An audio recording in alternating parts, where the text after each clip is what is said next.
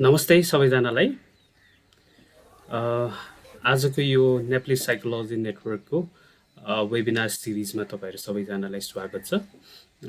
अब हामी सुरु गर्न गइरहेको छौँ हाम्रो आजको यो वेबिनार। र आजको हाम्रो यो webinar child and adolescent mental health related रहेको छ र आज हामीसँग 3जना स्पिकरहरू हुनुहुन्छ। सुरुमा हाम्रो आरती झा जीले बोल्नुहुन्छ। उहाँ अटिजम भएको बाबुको आमा हुनुहुन्छ। उहाँले चाहिँ प्यारेन्ट्सको पर्सपेक्टिभबाट आफ्नो कुराहरू राख्नुहुन्छ। दोस्रो स्पिकर हाम्रो डाक्टर रैना श्रेष्ठ हुनुहुन्छ। उहाँ साइकोलोजिस्ट, उहाँ टिचिङ गर्नुहुन्छ पद्मकन्या क्याम्पस त्रिभुवन युनिभर्सिटीमा। साथसाथै उहाँ अटिजम केयर नेपाल लगायत अरू संस्थाहरूमा पनि काम गर्नुहुन्छ। र आज हाम्रो कार्यक्रममा तेस्रो वक्ताको रूपमा चाहिँ डाक्टर गुन्जन ढोजुजी हुनुहुन्छ। उहाँले चाहिँ overall child and adolescent mental हेल्थको विषयमा तपाईँहरूलाई यो कोभिड-19को कन्टेक्स्टमा अहिले के कस्तो समस्याहरू आइरहेको छ त्यसलाई समाधान गर्नलाई र बालबालिकालाई सहयोग गर्नको लागि के गर्न हामी सक्छौँ भन्ने विषयमा उहाँले आफ्नो कुराहरू राख्नुहुन्छ। छोटो ग्राउन्ड रुल्सको रूपमा चाहिँ तपाईँहरूले आफ्नो माइक चाहिँ अहिले सुरुमा 1 घन्टा जति हाम्रो वक्ताहरूले बोल्दाखेरि आफ्नो माइक म्युट गरेर बसिदिनु होला। र पछि उहाँहरूले बोलिसकेपछि तपाईँहरूले आफ्नो प्रश्नहरू अनम्युट गरेर राख्न सक्नुहुन्छ अथवा च्याट बक्समा पनि लेखेर तपाईँहरूले सोध्न सक्नुहुन्छ। केही साथीहरूले हामीलाई रेजिस्ट्रेसन फर्म भर्दाखेरि नै केही क्वेसनहरू पनि पठाउनु भएको छ। त्यो प्रश्नहरू हामी सोध्नेछौँ पछाडि कार्यक्रममा। हुन्छ, अब हामी सुरु गर्छौँ कार्यक्रम। आरतीजी, तपाईँले आफ्नो प्रस्तुति सुरु गर्नुभयो हुन्छ। नमस्ते, म आरती झा। मेरो छोरालाई चाहिँ अटिजम छ। अहिले चाहिँ उसको नाम चाहिँ अभिनव झा हो। अहिले चाहिँ ऊ 10 वर्ष पुग्यो र उसको डायग्नोसिस चाहिँ 4 वर्षको हुँदाखेरि डायग्नोसिस अटिजम भनेर चाहिँ डायग्नोसिस भएको थियो। र अब मैले कुरा गर्नुपर्दा चाहिँ अटिजम भनेर डायग्नोसिस गर्नुभन्दा अगाडि चाहिँ मेरो छोरा किन बोल्दैन भन्ने मात्रै मलाई पिर हुन्थ्यो होइन। तर अटिजमतिर चाहिँ मेरो ध्यान कहिले पनि गएको थिएन। एजुकेसनको कुरा गर्दाखेरि चाहिँ म पनि ब्याचलर अफ नर्सिङमा गरेको हो र अटिजमको बारेमा मैले पढेको पनि हो। तर पनि मलाई चाहिँ अटिजमतिर चाहिँ मेरो ध्यान गएन के। बाबु बोल्दैन भन्ने मात्रै ध्यान गयो र त्यति मात्रै। त्यसमा चाहिँ अब कसैले के भने बिस्तारै बोल्छ भन्थ्यो र विभिन्न अब सल्लाहहरू अनुसार होइन, अरू छिमेकीहरूले अब आफ्नो घरकै ठुला बडाले चाहिँ सल्लाह दिनुहुन्थ्यो। ल कसैले कुनै मन्दिर जाऊ, मन्दिर पनि गएँ, धार्मिककोमा पनि गएँ, अनेक गरेँ। यति गर्दाखेरि तर डक्टरकोमा चाहिँ म सुरुमा गइनँ। ऊ 4 वर्षसम्म हुँदाखेरिसम्म म डक्टरकोमा गइनँ। ऊ बोल्दैन, बिस्तारै बोलिहाल्छ भन्ने मात्रै मलाई थियो। र स्कुल पनि जान्थ्यो त्यति बेलासम्म। र तर स्कुलमा चाहिँ टिचरले चाहिँ मलाई बेला बेला भन्नुहुन्थ्यो, तपाईँको बाबुलाई चाहिँ केही समस्या छ। ऊ चाहिँ एकोहोरो खेल्छ होइन, अनि आँखामा आँखा पनि जुदाउँदैन कसैसँग, बोलाउँदाखेरि पनि हेर्दैन, अभिनव भनेर बोलाउँदा पनि ऊ हेर्दैन, रेस्पोन्स गर्दैन, केही समस्या छ कि एकचोटि डक्टर कहाँ देखाउनु भनेर त्यस्तो भनेपछि त्यही पनि मलाई चाहिँ एक्सेप्ट गर्न अलिक गाह्रो भयो क्या। होइन, त्यस्तो केही समस्या होइन होला, नबोल्ने मात्रै समस्या, बिस्तारै बोलिहाल्छ नि भन्ने त्यस्तो भयो क्या मलाई। त्यही पनि मैले अब यस्तो गर्दा गर्दै मनमा चाहिँ कता कता हुन्थ्यो। तर अरू मान्छेको अगाडि चाहिँ मैले त्यस्तो देखाउन चाहँदैन थिएँ क्या, मेरो बाबुलाई चाहिँ कुनै समस्या छ भनेर। अनि त्यही पनि मैले चाहिँ डक्टरलाई देखाएँ, डक्टर मेरिनालाई चेकअप गराएँ। डक्टर मेरिनाले चाहिँ के अरे अटिजम जस्तो लाग्छ बाबुलाई, अटिजम नै 100% हो भनेर चाहिँ म भन्न सक्दिनँ। त्यसको लागि चाहिँ अटिजम केयर नेपाल भनेर एउटा संस्था छ, त्यहाँ गएर टेस्टहरू हुन्छ, अटिजमको टेस्ट हुन्छ। टेस्ट गरेपछि बल्ल छ कि छैन भन्ने कुरा चाहिँ कन्फर्म हुन्छ। उहाँले पनि 100% म भन्न सक्दिनँ भन्नुभयो। र त्यसपछि म अटिजम केयर नेपालमा गएँ। त्यहाँ गएपछि विभिन्न बच्चाहरूलाई देखेँ, त्यहाँ अटिजम भएको बच्चाहरू। त्यस्तो देखेपछि झन् मलाई चाहिँ के लाग्यो होइन, मेरो बाबुलाई त यस्तो समस्या हुँदैन होइन होला भनेर मलाई चाहिँ एक्सेप्ट गर्न अझै पनि टाइम लाग्यो डायग्नोसिस गर्नलाई। 4-5 महिना म कुरेँ त्यही पनि। र फेरि तर पनि बाबुको जुन एक्टिभिटीहरू हेर्थेँ नि, कता कता हो जस्तो पनि लाग्थ्यो आफूलाई। अनि त्यसपछि फेरि गएँ अटिजम केयर नेपाल, बाबुलाई लिएरै गएँ। त्यहाँ डाक्टर सुन्ताले पनि काउन्सिलिङ गर्नुभयो। अनि त्यसपछि हो टेस्टहरू पनि भयो, अटिजम नै भनेर डायग्नोसिस भयो। सुरुमा चाहिँ मलाई एक्सेप्ट गर्न धेरै गाह्रो भयो होइन। तर त्यहाँ गएपछि चाहिँ टेस्ट गरिसकेपछि चाहिँ ट्रेनिङ लिनुपर्छ, प्यारेन्ट चाइल्डको ट्रेनिङ, जुन चाहिँ मैले 10 हप्ताको ट्रेनिङ लिएँ। त्यो ट्रेनिङ लिँदाखेरि चाहिँ विभिन्न अरू पनि अभिभावकहरू मैले देखेँ होइन, जसको चाहिँ बच्चाहरू चाहिँ अटिजम, अरूको पनि थुप्रै बच्चाहरू रहेछ हाम्रो नेपालमा। अनि मैले ट्रेनिङ लिँदा पनि त्यहाँ अरू बच्चाहरू देख्दाखेरि पनि डिफ्रेन्ट क्या, हरेक बच्चा चाहिँ अटिजम भएको पनि फरक फरक हुँदो रहेछ। मेरो बाबु पनि फरक, मेरो बाबु चाहिँ झन् अरूभन्दा अलिकति उसको चाहिँ एबिलिटी राम्रै छ जस्तो लागेर त्यो होप लिएर चाहिँ मैले बच्चालाई ट्रेनिङ लिएपछि उसको जुन सिकाउने तरिका फरक हुँदो रहेछ अटिजम बच्चालाई। र ट्रेनिङ लिएपछि त्यही अनुसार मैले मेहनत गर्दै गएँ। गर्दाखेरि चाहिँ अहिले चाहिँ मेरो बाबु चाहिँ अहिले धेरै कुरामा पहिला चाहिँ एकदमै रिसाउने, एकोहोरो थियो होइन, मसँग नजिक नआउने, ऊ एक्लै बस्नु मन पराउने त्यस्तो थियो। तर अहिले ट्रेनिङ लिइसकेपछि बाबु चाहिँ उसलाई एक्लै बस्नु मन पर्दैन, अहिले मेरो एटेन्सन चाहिन्छ। र अलिकति घरमा चाहिँ उसलाई अझै पनि प्रब्लम छैन। घरमा चाहिँ उसको टाइम भनेको अहिले मैले चाहिँ उसको डेली सेड्युलहरू बनाइदिएको छु। अनि त्यसपछि स्कुल जान्थ्यो ऊ, पहिला लकडाउनभन्दा अगाडि स्कुल जान्थ्यो। अनि रुटिन थियो एउटा फिक्स, बिहान उठ्ने, रेडी हुने, माइक्रोमा भ्यानमा स्कुल जाने, स्कुलबाट आउने, फेरि उसको जुन डेली रुटिन छ डेली, केही कुनै प्रब्लम थिएन। तर अलिकति प्रब्लम चाहिँ केमा थियो र अहिले पनि केमा छ भन्दाखेरि चाहिँ सोसलाइजेसनमा चाहिँ अझै पनि प्रब्लम छ।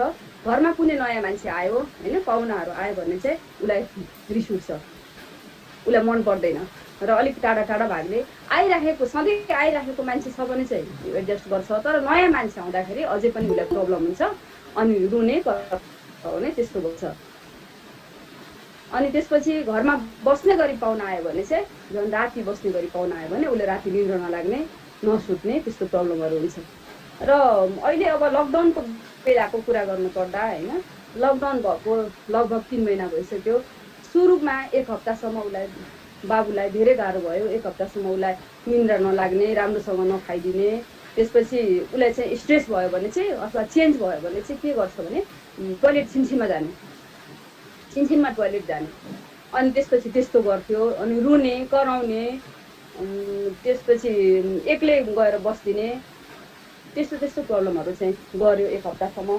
तर पछि मैले त्यसको लागि चाहिँ के गरेँ भन्दाखेरि उसलाई चाहिँ एडजस्ट गर्नको लागि उसको भिजुअल पिक्चरको राखेर चाहिँ मैले एउटा उसको सेड्युल बनाइदिएको छु। बिहान उठेदेखि बेलुकासम्म के गर्ने भनेर, जस्तै बिहान उठ्ने बित्तिकै टोइलेट जाने, टोइलेटको पिक्चर राखिदिएको छु। त्यसपछि ब्रस गर्ने, ब्रस गरेपछि मेडिटेसन गर्ने, त्यसपछि खाना खाने, अनि त्यसपछि उसलाई चाहिँ मोबाइल मनपर्छ, मोबाइलमा गेम खेल्छ, अनि त्यसपछि टिभीमा गीत हेर्ने, अनि त्यसपछि गीत सुनेर बस्ने।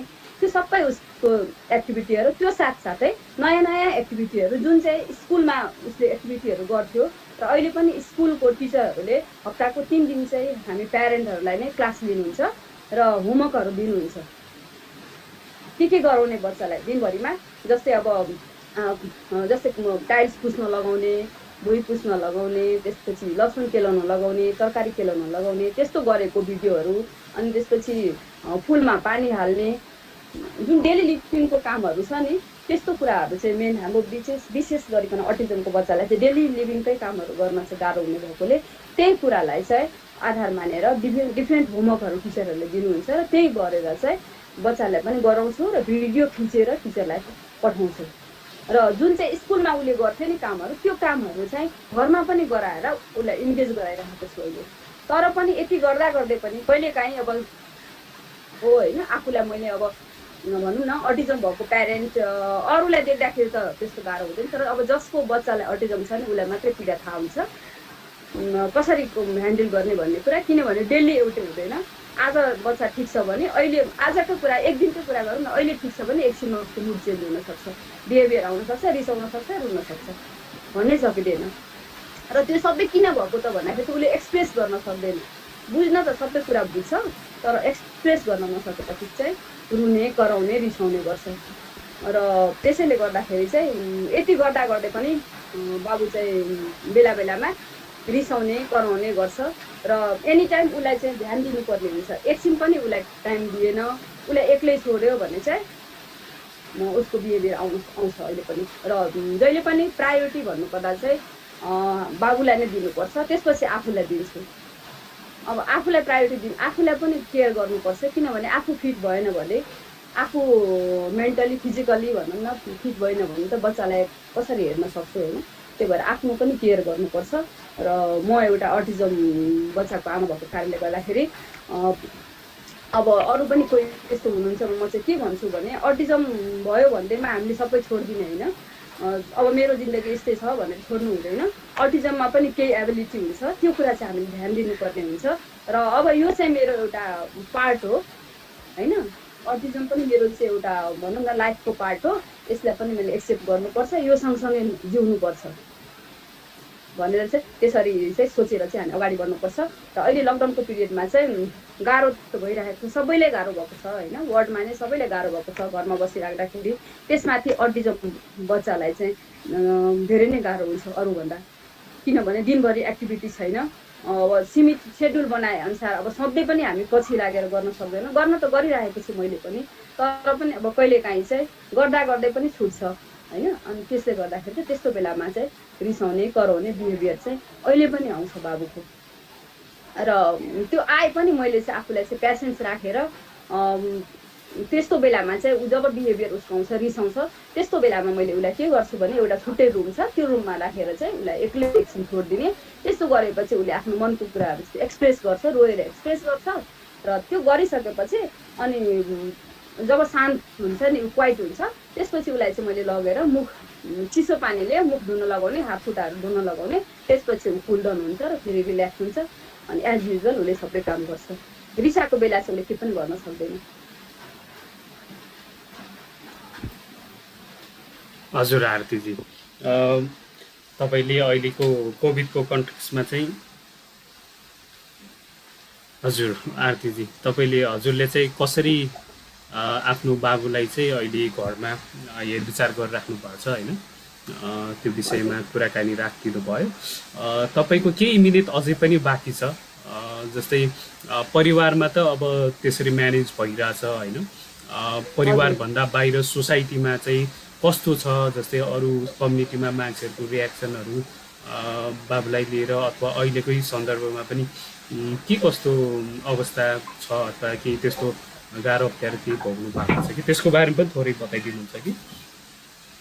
हजुर, अहिले पनि अब बाबुलाई चाहिँ मैले अहिले चाहिँ त्यही उसलाई चाहिँ डेली अहिले पनि घरमा बस्नुपर्छ भनेर एउटा सोसल स्टोरी भनेर चाहिँ मैले एउटा पिक्चर राखेर बनाएको छु होइन। अनि अहिले तिम्रो स्कुल छैन, नो स्कुल भनेर, अनि त्यसपछि नो स्कुल भ्यान, त्यसपछि घरमा सबैजना बस्ने, अहिले लकडाउन छ, कहिलेसम्म लकडाउन हामीलाई थाहा छैन।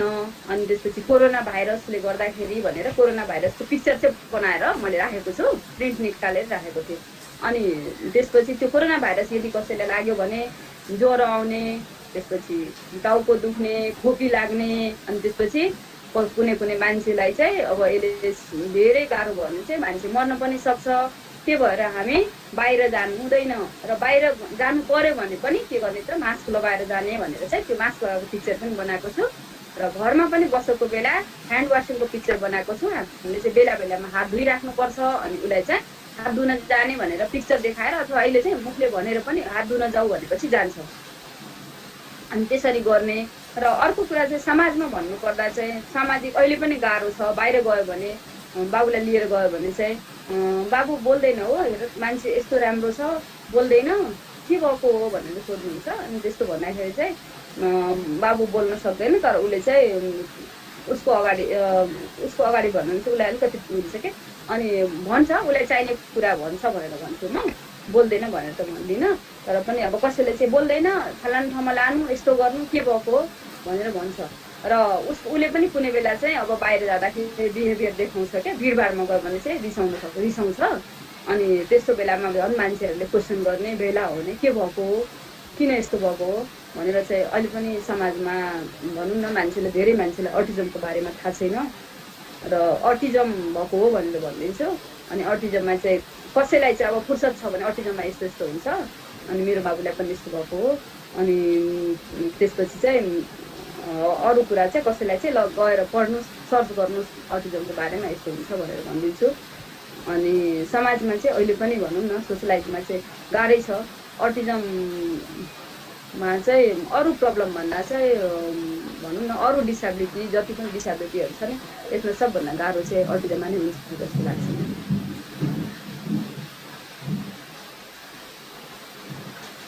हजुर थ्याङ्क यू आरतीजी हामी केही त्यस्तो प्रश्नहरू छन् भने चाहिँ हामी पछि तपाईँलाई हामी सोध्ने नै छौँ आज हाम्रो पार्टिसिपेन्ट्सहरूको पनि केही प्रश्नहरू छन् भने हामी पछि आउनेछौँ अहिलेको लागि चाहिँ अब हामी सेकेन्ड स्पिकरतिर हामी जान्छौँ आजसँग हामीसँग आज सेकेन्ड स्पिकरको रूपमा डाक्टर रैना श्रेष्ठ हुनुहुन्छ उहाँ साइकोलोजिस्ट स्पेसली डेभलपमेन्टल डिसेबिलिटिजहरूमा उहाँले लामो समयदेखि काम गर्दै आइराख्नु भएको छ उहाँ हाल पद्मकन्या क्याम्पसमा लेक्चररको रूपमा चाहिँ कार्यरत पनि हुनुहुन्छ त्यो सँगसँगै अटिजम केयर नेपाल लगायत अरू सङ्घ संस्थामा प्लस उहाँले चाहिँ अटिजम मात्र नभएर जस्तै एडिएचडी सेरेब्रल पाल्सी अरू विभिन्न डिसेबिलिटिजहरूको सेक्टरमा पनि काम गर्नुभएको छ र उहाँले रिसेन्टली अटिजममा नै पिएचडी पनि गर्नुभएको छ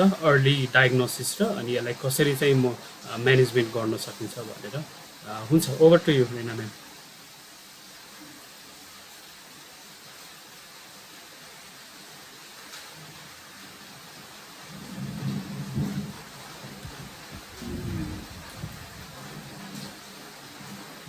नमस्ते सुजन एन्ड सबैजनालाई वेलकम आजको यो वेबिनारमा अनि thank you for taking your time अनि यहाँ आउनुभयो सबैजना एन्ड पार्टिसिपेट गर्दै हुनुहुन्छ डिस्कसनमा अनि थ्याङ्क यू आरतीजी उहाँले कस्तो राम्रोसँग आफ्नो डायग्नोसिसको जर्नीलाई एक्सप्लेन गर्नुभयो सर्टमा प्लस कसरी एप्रोप्रिएट ट्रेनिङ यो सबै कुराले गर्दा चाहिँ नि आफ्नो भनौँ न बाबुको बिहेभियरमा चेन्ज गर्न सक्नुभयो र त्यो कुराहरूलाई कसरी अहिले इम्प्लिमेन्ट गरेर कोभिडको क्राइसिसको बेलामा पनि म्यानेज गर्दै हुनुहुन्छ भनेर मलाई लाग्छ एकदम राम्रोसँग एक्सप्लेन गर्नुभयो कतिपय कुरा मैले उहाँको कुरालाई नै रिपिट नै गर्नेछु अहिलेको प्रेजेन्टेसनमा र मेरो रेस्पोन्सिबिलिटी चाहिँ स्पेसल निड्स भएको केटाकेटीहरू प्लस युवाहरू भनौँ न किशोर किशोरीहरूलाई कसरी चाहिँ नि यस्तो क्राइसिसको बेलामा सपोर्ट गर्न सकिन्छ भन्नेमा डिस्कस गर्ने भएर त्यसमा फोकस गर्दैछु र डाक्टर साहबले पछि चाहिँ as a general overview present गर्नुहुन्छ र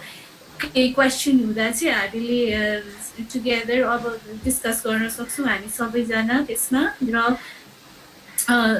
युजली हेर्नुभयो भनेदेखि चाहिँ नि मेन्टल हेल्थको कुरा गर्दाखेरि जेनरल पपुलेसन र न्युरोटिपिकलहरूकै कुरा ज्यादा भए हुन्छ र मेन स्ट्रिम मिडियाहरूमा पनि त्यो नै धेरै आइरहेको हुन्छ र मेबी यति धेरै इस्युज त्यो छ कि यो भनौँ न special group of people with special निड्सहरू चाहिँ कहीँ इग्नोर भएको अथवा ओभरलुक भएको टपिक जस्तै छ मलाई लाग्छ this conversation is so important र मलाई लाग्छ यस्तो भनौँ न यो डिस्कसनहरूले अवेरनेसको साथै हामी एज अ रेस्पोन्सिबल सिटिजन के मद्दत गर्न सक्छौँ त भनेर चाहिँ नि हेल्प गर्छ जस्तो लाग्छ र यहाँहरूमध्ये most of you're from the background of psychology हुनुहुन्छ धेरैजना अनि कतिजना आउनु भएको छ आफ्नो इन्ट्रेस्टको अनुसार पनि सो आई थिङ्क केही कुरा मैले सेयर गर्न सक्छु होला एन्ड लास्टमा केही क्वेसन छ भने हामीले सँगै सल्भ गर्न सक्छौँ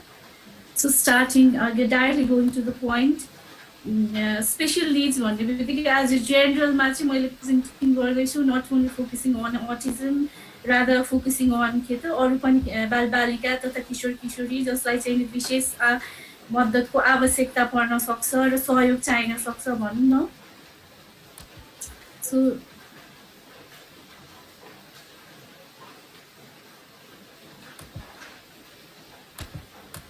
I don't know how should I यो कसरी मुभ गर्ने सुजन मलाई आइडिया भएन क्या हजुर यो तपाईँले एकचोटि फुल स्क्रिन गर्नुभयो भने अनि त्यो एरो थिच्नुभयो भने जान्छ कि अगाडि यो स्लाइडलाई फुल स्क्रिन गरेर फुल स्क्रिन कसरी गर्ने खै मलाई नआएको हो कि फुल स्क्रिन त्यो एउटा बटन छ नि म्याम तल नभए भ्यूबाट जानु भए पनि हुन्छ होला यता मेनु Yeah. बारमा गएर भ्यूमा गएर हजुर फुल screen Sorry for the technical कुराको लागि. Slideshow from the beginning. मैले यहाँ तलबाट गर्थेँ खासमा. I don't know मैले यहाँ लग्नै सकिनँ because of this. किनभने म्याम एकचोटि एन्ड गरेर फेरि त्यसलाई देखाउनु भयो भने क्लोज गरेर अनि चल्छ कि हजुर. त्यसलाई एकचोटि सिफ्ट F5 भनेर देख्नु एकजनाले सर्टकट की दिनुभएको छ है सिफ्ट F5 गरेँ खै त लेट्स यसमा मुभ भएन है अब मुभै भएन केही गर्दा पनि कुनै पनि गर्दा है. हजुर नभए क्विकली मलाई इमेल गरिदिनुहुन्छ म उ गरिदिन्छु कि फुल स्क्रिन पनि गरेको हो. हजुर फुल स्क्रिनै भएन है त्यो तलको त्यो बटनमा क्लिक रिना चाहिँ हजुरले चाहिँ यो गुगल मिटकोबाट भन्दा पनि अहिले डाइरेक्ट तपाईँले जुन फुल स्क्रिन गर्नुभएको पावर पोइन्टवाला त्यसमा जानुहोस् न अल ट्याप गरेर पावर पोइन्टमा जानुहोस् त त्यहाँबाट हजुरले चलाउनु भयो भने ब्याकग्राउन्डमा चाहिँ गुगल मिट चल्छ अल ट्याप गर्दै अल्ट अनि ट्याब थिच्दै तपाईँ चाहिँ यो पावर पोइन्टमा पुग्नुभयो स्क्रिनमा भयो. अब चेन्ज भयो त्यहाँ कन्ट्रोल गर्न सक्नुभयो हजुर हजुर भयो देख्नु ओके अब फुल स्क्रिन गर्नुभयो पनि हुन्छ यसलाई नि हजुर भयो अब देख्नु भयो. हजुर भयो हजुर आयो हजुर सरी एकदम धेरै for this technical it's okay यसमा प्रेजेन्टेसन चाहिँ दुईटा पार्टमा डिभाइड भएको छ. एउटा चाहिँ how can we support special needs भएको बालबालिका तथा एडोलेसेन्ट्सहरूलाई मैले क्विकली 20 मिनट्सभित्र यो सबै कुरा राख्न चाहिँ ट्राई गर्छु. एन्ड मलाई के लाग्छ भनेदेखि वेन यु टक अबाउट चाहिँ स्पेसल निड्स भएको केटाकेटी अघि नै आरतीजीले भन्नु भइसक्यो पेरेन्ट्सहरूको मेन्टल हेल्थ कति धेरै इम्पोर्टेन्ट छ किनकि उहाँहरूले नै सबै कुरा गर्नुपर्ने अवस्था छ अहिलेको टाइममा. त्यसैले के त हामीले खालि बच्चाको मात्रै अथवा एडोलेसेन्सको मात्रै कुरा गरेर छोड्न मिल्दैन. त्यसैले वी सुड अल्सो चाहिँ पेरेन्ट्सको कुरालाई पनि सँगसँगै लान जरुरी छ. त्यसैले यो दुइटै कुरालाई चाहिँ मैले चाहिँ टुगेदर लान ट्राई गर्दैछु. र किन पनि सपोर्ट इम्पोर्टेन्ट छ भने रिसर्चले के भन्छ त लट्स अफ एपिडेमोलोजिकल रिसर्चहरूले चाहिँ नि जो चाहिँ नि भनौँ न अटिस्टिक हुनसक्छ अथवा सेरिब्रल पल्सी अथवा अरू कुनै स्पेसल निड्स भएको ADHD अर इन्टेलेक्चुअल डिसेबिलिटी उनीहरू यसै पनि भलरेबल ग्रुप छ र उनीहरू चाहिँ अझै जेनरल न्युरोटिपिकल पपुलेसन भन्दा चाहिँ नि मेन्टल हेल्थको हाई रिस्कमा छ भन्छ. र डेफिनेटली कतिपय कुराहरू जुन हाम्रो सपोर्टले गर्दाखेरि त्यो मेन्टल हेल्थ इस्युलाई हामीले अलिकति कम गर्न सक्यो भने पनि उनीहरूको क्वालिटी अफ लाइफ चाहिँ एनहान्स हुने भयो. जस्तो अघि नै आरतीजीले धेरै नै इक्जाम्पलहरू दिनुभइसकेको छ. त्यही भएर एज अ भनौँ न प्रोफेसनल अथवा काउन्सिलर हुनसक्छ साइकोलोजिस्ट मेडिकल प्रोफेसनल अथवा टिचर अथवा एज इभन लाइक नेबर हाम्रो रोल के हुनसक्छ त्यो सपोर्टमा भन्ने हिसाबले र कति कुरा हामीले एबिलिटीमा पनि छ जस्तो लाग्छ यो गर्नेलाई. त्यसैलाई नै मैले फोकस गर्छु र विशेष गरी कसरी हामीले उनीहरूको अन्डरस्ट्यान्डिङलाई सपोर्ट गर्न सक्छु. अन्डरस्ट्यान्डिङ इन द सेन्स उनीहरूको बुझाइलाई अझ बढी सपोर्ट गर्नको लागि. त्यस्तै गरी कोभिडको बेलामा एकै ठाउँमा यत्रो लामो समय बसिराख्नु परेको छ. त्यसैले त्यस्तो बेलामा कस्तो खालको अपर्च्युनिटिजहरू हामीले क्रिएट गर्न सक्छौँ त उनीहरूको एज अनुसार उनीहरूको मेन्टल डेभलपमेन्ट अनुसार उनीहरूको डिसेबिलिटीको लेभल अनुसार डिग्री अफ सिभिरिटी त्यसमा कुरा गर्छौँ. त्यस्तै गरी के कोपिङ र कामिङ स्किल्स हुनसक्छ कसरी हामीले रुटिनलाई मेन्टेन गर्न सक्छौँ र नयाँ रुटिनलाई त्यसमा इन्टिग्रेट गर्न सक्छौँ. त्यस्तै गरिकन अहिले चाहिँ फिजिकल डिस्टेन्सिङ छ तर डेफिनेटली फिजिकल डिस्टेन्सिङ भयो भने सोसियल डिस्टेन्सिङलाई मेन्टेन गर्न हामीले कसरी उनीहरूलाई पनि एनहान्स गर्न सक्छौँ. किनकि यो सबै कुरा किन जरुरी छ भने हामीले चाहिँ इन्क्लुसिभ सोसाइटीको कुरा गर्छौँ अनि डाइभर्सिटीको कुरा गर्छौँ र मलाई लाग्छ हामी सबैले यो कुरामा अवेर हुन जरुरी छ र हाम्रो जतिको राइट्स छ हाम्रो जतिको निड्स छ उनीहरूको पनि त्यही नै हो भन्ने कुरा. र कसरी अलिकति अन्डरस्ट्यान्डिङ अनि मोडिफिकेसन्सले उनीहरूको त्यो भनौँ न लाइफ एक्सपिरियन्समा हामीले सजिलो र सहज बनाउन सक्छ भन्नेतिर हामीहरूले सोच्नुपर्छ जस्तो लाग्छ and ultimately changing behaviours and hopefully doctor साहबले फेरि त्यसमा पनि अझै बढी फोकस गर्नुहुन्छ सो फर्स्टमा चाहिँ कसरी हामीले फोस्टर गर्न सक्छौँ अन्डरस्ट्यान्डिङ र मलाई लाग्छ कतिपय आज साइकोलोजिस्ट काउन्सिलर्सहरू तपाईँले काम गरिराख्नु भएको छ यसमा कुनै मैले त्यस्तो धेरै नयाँ कुराहरू भन्दिनँ because it's already been 3 months सबैले आफ्नो के अरे कोपिङ मेकानिजम्स थाहा छ कसरी तपाईँले काउन्सिलिङ गरिराख्नु भएको छ प्रोग्राम बनाउनु भएको छ यदि तपाईँको कन्ट्याक्टमा छ भने त्यो नै तपाईँले के गर्न सक्नुहुन्छ त हेर्न सक्नुहुन्छ मैले अहिले कुरा गर्नलाई चाहिँ कसरी हामीले सोसियल स्टोरी सोसियल स्क्रिप्टको माध्यमबाट स्पेसल निड भएको बच्चाहरूको अन्डरस्ट्यान्डिङलाई एन्हान्स गर्न सक्छौँ कसरी उनीहरूलाई भिजुअल सपोर्टहरूको मिडियमबाट उनीहरूको बिहेभियर्सहरूलाई हामीले चाहिँ नि अझै बढ्दा सहजीकरण गर्न सक्छौँ र टाइम यति अनसर्टेन छ हामीलाई त यति गाह्रो छ भने कतिपय केसमा उनीहरूलाई एकदम टाइमको कन्सेप्ट बुझ्न चाहिँ गाह्रो हुन्छ भन्छ अटिजमको केसमा पनि त्यही नै हो त्यो प्यासेज अफ टाइम बुझ्न एकदमै गाह्रो हुन्छ र त्यसलाई बुझाउन हामीले के गर्नुपर्छ भनेर किनकि यो सबै हो कुराहरूले नै के गर्न सक्छ त उसको स्ट्रेस लेभल एन्जाइटीको लेभललाई चाहिँ इन्क्रिज गर्न सक्छ र मलाई लाग्छ त्यो सपोर्टहरूले त्यो मेन्टल हेल्थ रिस्कबाट अलिकति के त उनीहरूलाई प्रोटेक्ट गर्नको लागि धेरै हदसम्म मद्दत गर्न सक्छ त्यसैले डाइरेक्टली मुभिङ अन टु आरतीले जे भन्नुभयो त्यो चाहिँ एउटा इक्जाम्पल हो सोसियल स्टोरीले चाहिँ के गर्छ भनेर भन्छ भनेदेखि यो स्क्रिप्ट हो सोसियल स्टोरिज हाम्रो कल्चर अनुसार बनाउन मिल्छ यो मैले इङ्ग्लिसमा लेखेको हाम्रो यहाँ बच्चाहरूलाई चाहिँ पिक्चरको फर्मबाट पनि धेरै गर्छ जो पढ्न सक्छ उनीहरूलाई राइटिङको फर्ममा पनि हुनसक्छ यसले चाहिँ के गर्छ भने युजली बच्चाहरूलाई चाहिँ नि कन्क्रिट आइडिया दिन्छ करेन्ट सिचुएसन के भइरहेछ भन्नेमा प्लस चाहिँ नि उसलाई चाहिँ नि मेरो बिहेभियर कस्तो हुनुपर्छ भन्ने खालको एउटा आइडिया अर्को एकदमै इम्पोर्टेन्ट कुरा चाहिँ एम्पथी थ्रु अल दो स्टोरिज भनेर भन्छु र यसको चाहिँ धेरै रिसर्चहरू भएको छ बाहिरतिर हाम्रो कन्टेक्समा चाहिँ नि युज त भइरहेछ त्यसैले यसको चाहिँ एकदमै धेरै भ्यालु छ not only in the case of अटिजमको केसमा मात्र होइन इन्टेलेक्चुअल डिसेबिलिटीको केसमा डाउन सिन्ड्रोम्सहरूको बच्चाहरूलाई पनि युज गरेको छ यो सो यो एउटा फर्मेट हो इट्स अ भेरी सर्ट तपाईँले हेर्नुभयो भने यतिमा एक्सप्लेन गरेछ त्यसैले सोसियल स्टोरिज बनाउँदा र हरेक कुरा गर्दाखेरि मैले भन्नुपर्दा चाहिँ डिग्री अफ सिभिरिटी कस्तो छ इन टर्म्स अफ ल्याङ्ग्वेज उसको भर्बल एबिलिटी कस्तो छ उसको नन भर्बल छ कि छैन त्यस्तै गरी क्रोनोलोजिकल एज मात्र होइन उसको मेन्टल एज कस्तो छ उसले कति बुझ्न सक्छ त्यो आधारमा मात्रै हामीले यो डेभलप गर्नुपर्छ भन्छ त्यही भएर कोही बच्चाको लागि यो मात्र सोसियल स्टोरी पनि फिट हुनसक्छ जस्ट पिक्चर माइक्रोसफ्टको पिक्चर हो यो अहिलेको वर्ड्समा छ यो भनेपछि उसलाई के त जस्तै पर्सनल स्पेसको कुरा मान्छेहरू भेला हुनु हुँदैन यसो गर्दाखेरि चाहिँ नि ह्याप्पी र हेल्दी हुन्छ भने एकदम सर्टमा त्यसैले यो these are all different mediums धेरै मैले टाइम लिँदिनँ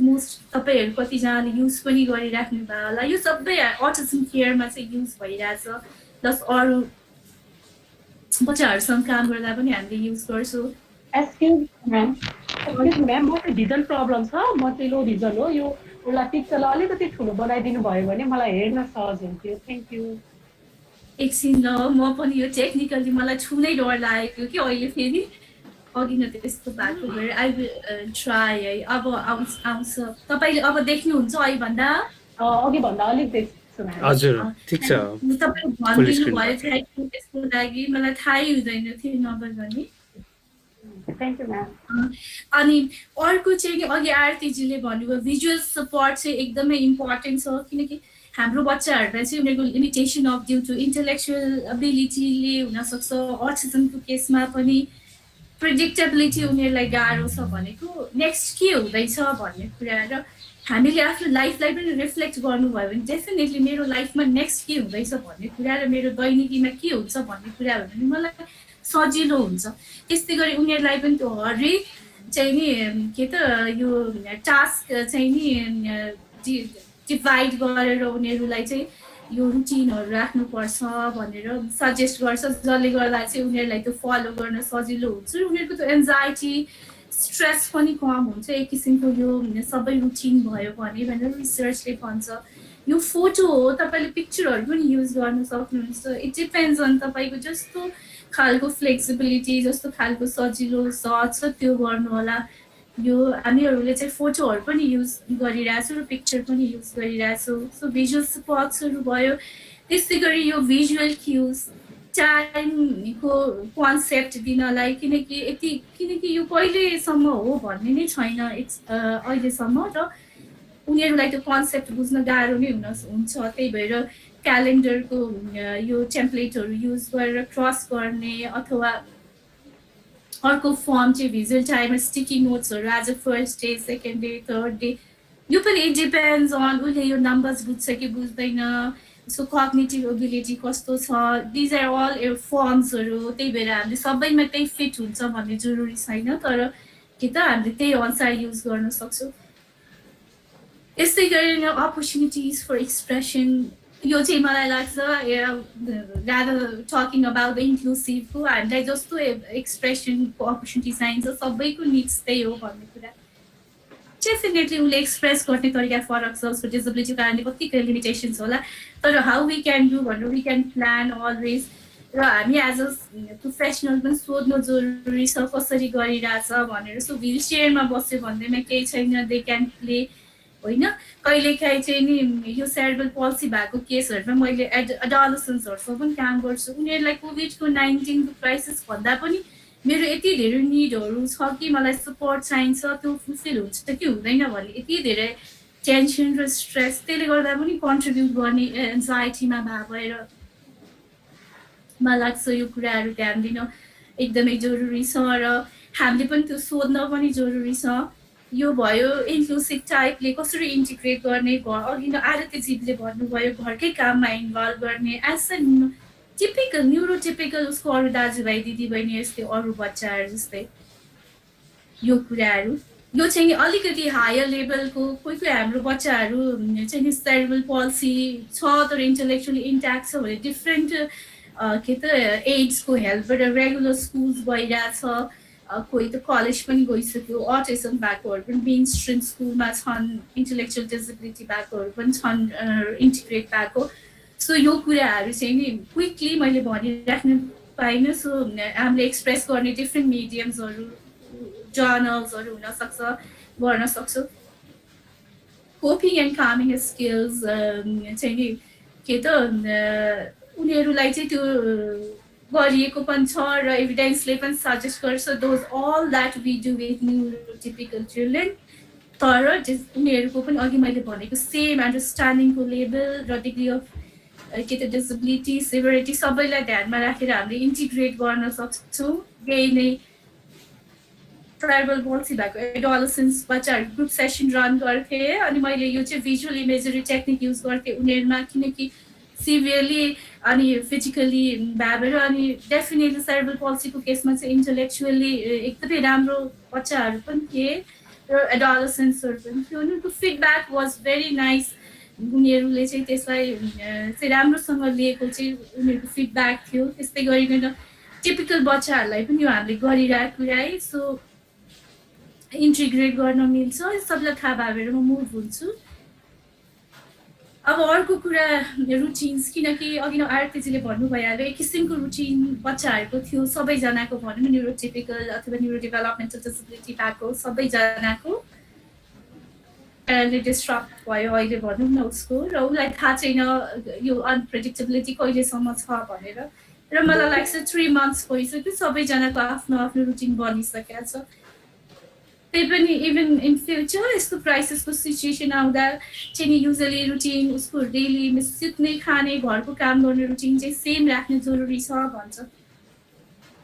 अगेन त्यही फेरि related with anxiety and stress change हुँदाखेरिको त्यसलाई के त त्यो डिमान्डलाई फेस गर्नुको लागि सजिलो होस् भन्नको लागि के कुरा त्यो मेन्टेन गर्न जरुरी छ, जुन आरतीजीले अघिले भन्नुभयो। सो मेन्टेनिङ रुटिनको एक्जाम्पल्स टास्क एनालिसिस हुनसक्छ के गर्ने भनेर। सो इट इज क्विकली जान्छु बिकज अफ टाइम। कसैले स्न्याक्स किचनमा हेरी काम गरिरह भनेदेखि तपाईँले इमेजिन गर्न सक्नुहुन्छ मदर्सको फ्यामिलिजको केयर गिभर्सको काम चाहिँ सहज चाहिँ छैन। बिकज यो सबै बनाउनुपर्छ हरेकचोटि सिचुएसन आउँदाखेरि र कसरी integrate and as a professional हामीले त्यसलाई पनि के गर्नुपर्छ त सपोर्ट मैले चाहिँ बच्चासँग पनि काम गर्ने भावेर I usually follow visual schedule follow गर्छु जसले गर्दा उनीहरूलाई अझै क्लियर कन्क्रिट इन्स्ट्रक्सनहरू हुन्छ नेक्स्ट के गर्ने भनेर पिक्चर पनि हुनसक्छ यसमा मैले राखेको छैन पिक्चरहरू पनि हुनसक्छ सो नयाँ रुटिन बनाउँदा चाहिँ नि अब डेफिनेटली तपाईँले नयाँ रुटिनलाई राख्नुभयो यहाँ इन्टिग्रेट गरेर यहाँ जहाँ पनि हुनसक्छ सो रिडिङ 30 मिनट्स एक्सर्साइज जो ठुलो ठुलो बच्चा छ सानोको लागि आयुर्वेदले भन्नुभएको जस्तै म्युजिक यो सबै कुरा हुनसक्छ त्यस्तै गरिकन के त यो चाहिँ नि टास्क एनालिसिस गरिदियो अनि डन भएपछि टिक गरिदियो भने that's a reward for a child like every other जसरी गर्छौँ हामीले यसरी गर्न सक्छौँ त्यसपछि अर्को इम्पोर्टेन्ट कुरा चाहिँ नि के त स्क्रिन टाइम अहिले धेरै नै भएको छ सबैजनाको त्यसैले कसरी ट्रान्जेक्सन गर्ने भन्ने कुरा पहिला नै यो रुटिनमा फिक्स हुनुपर्छ भनेर सजेस्ट गरेको छ त्यसैले तपाईँले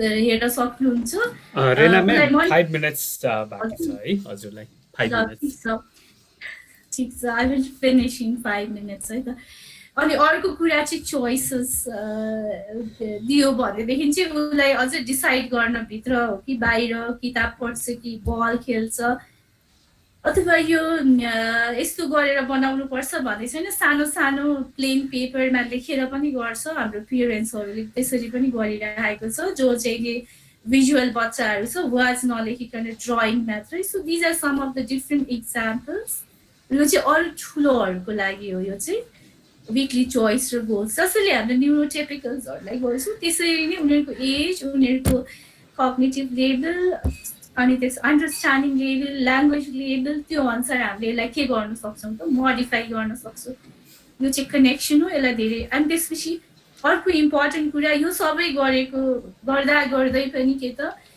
बिहेभियर्सहरू कस्तो छ त एन्जाइटी र डिप्रेसन अथवा स्ट्रेसको साइन हुनसक्छ त्यही भएर उसको स्लिपिङ इटिङ प्याटर्न्स कस्तो छ रेपिटेटिभ बिहेभियर्सहरू वारी गर्छ कि गर्दैन धेरै इरिटेबिलिटी छ कि छैन यो सबै कुराहरू गर्छु जसले गर्दा maybe mental health professional medical professionals र अझै इन्टेन्सिभ के त उसको इन्टरभेन्सनमा जानुपर्ने हुनसक्छ सो फाइनली अघि न आरतीजीले भन्नुभयो जस्तै हामीले काम गर्दा कतिपय पेरेन्ट्सले भन्छ कि जहिले बच्चाहरूको बारेमा सोच्छ नोबडी आस्क अबाउट अस त्यसैले के त इट्स सो इम्पोर्टेन्ट तपाईँले आर यु ओके भनेर सोध्यो भने मात्रै पनि मैले यहाँ धेरै प्रोफेसनल हुनु भएर त्यसमा फोकस गरिरहेको छु अनि मलाई लाग्छ मेरो काममा चाहिँ मैले अहिले जहिले पनि लास्टमा फाइनली मैले सोध्ने भनेर चाहिँ हाउ आर यु फिलिङ के कस्तो भइरहेछ के गर्दै हुनुहुन्छ कसरी कोप गर्नुहुन्छ कस्तो किसिमको फ्यामिली सपोर्ट छ भनेर सोध्छु रादर देन मैले आफै यो गर उ गर भन्नुभन्दा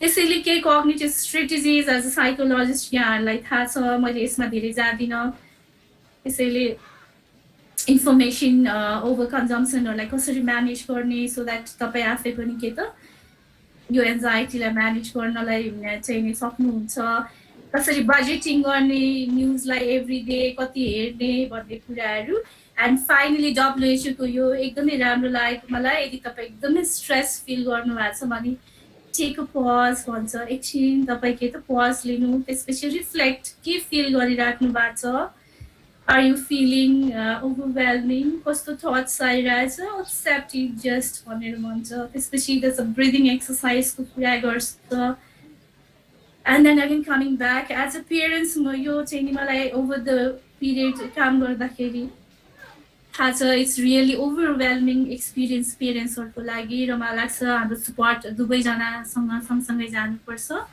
So this is all references मैले use गरेको so questions will be at the end thank you and अलिकति rush भयो I hope I finished within time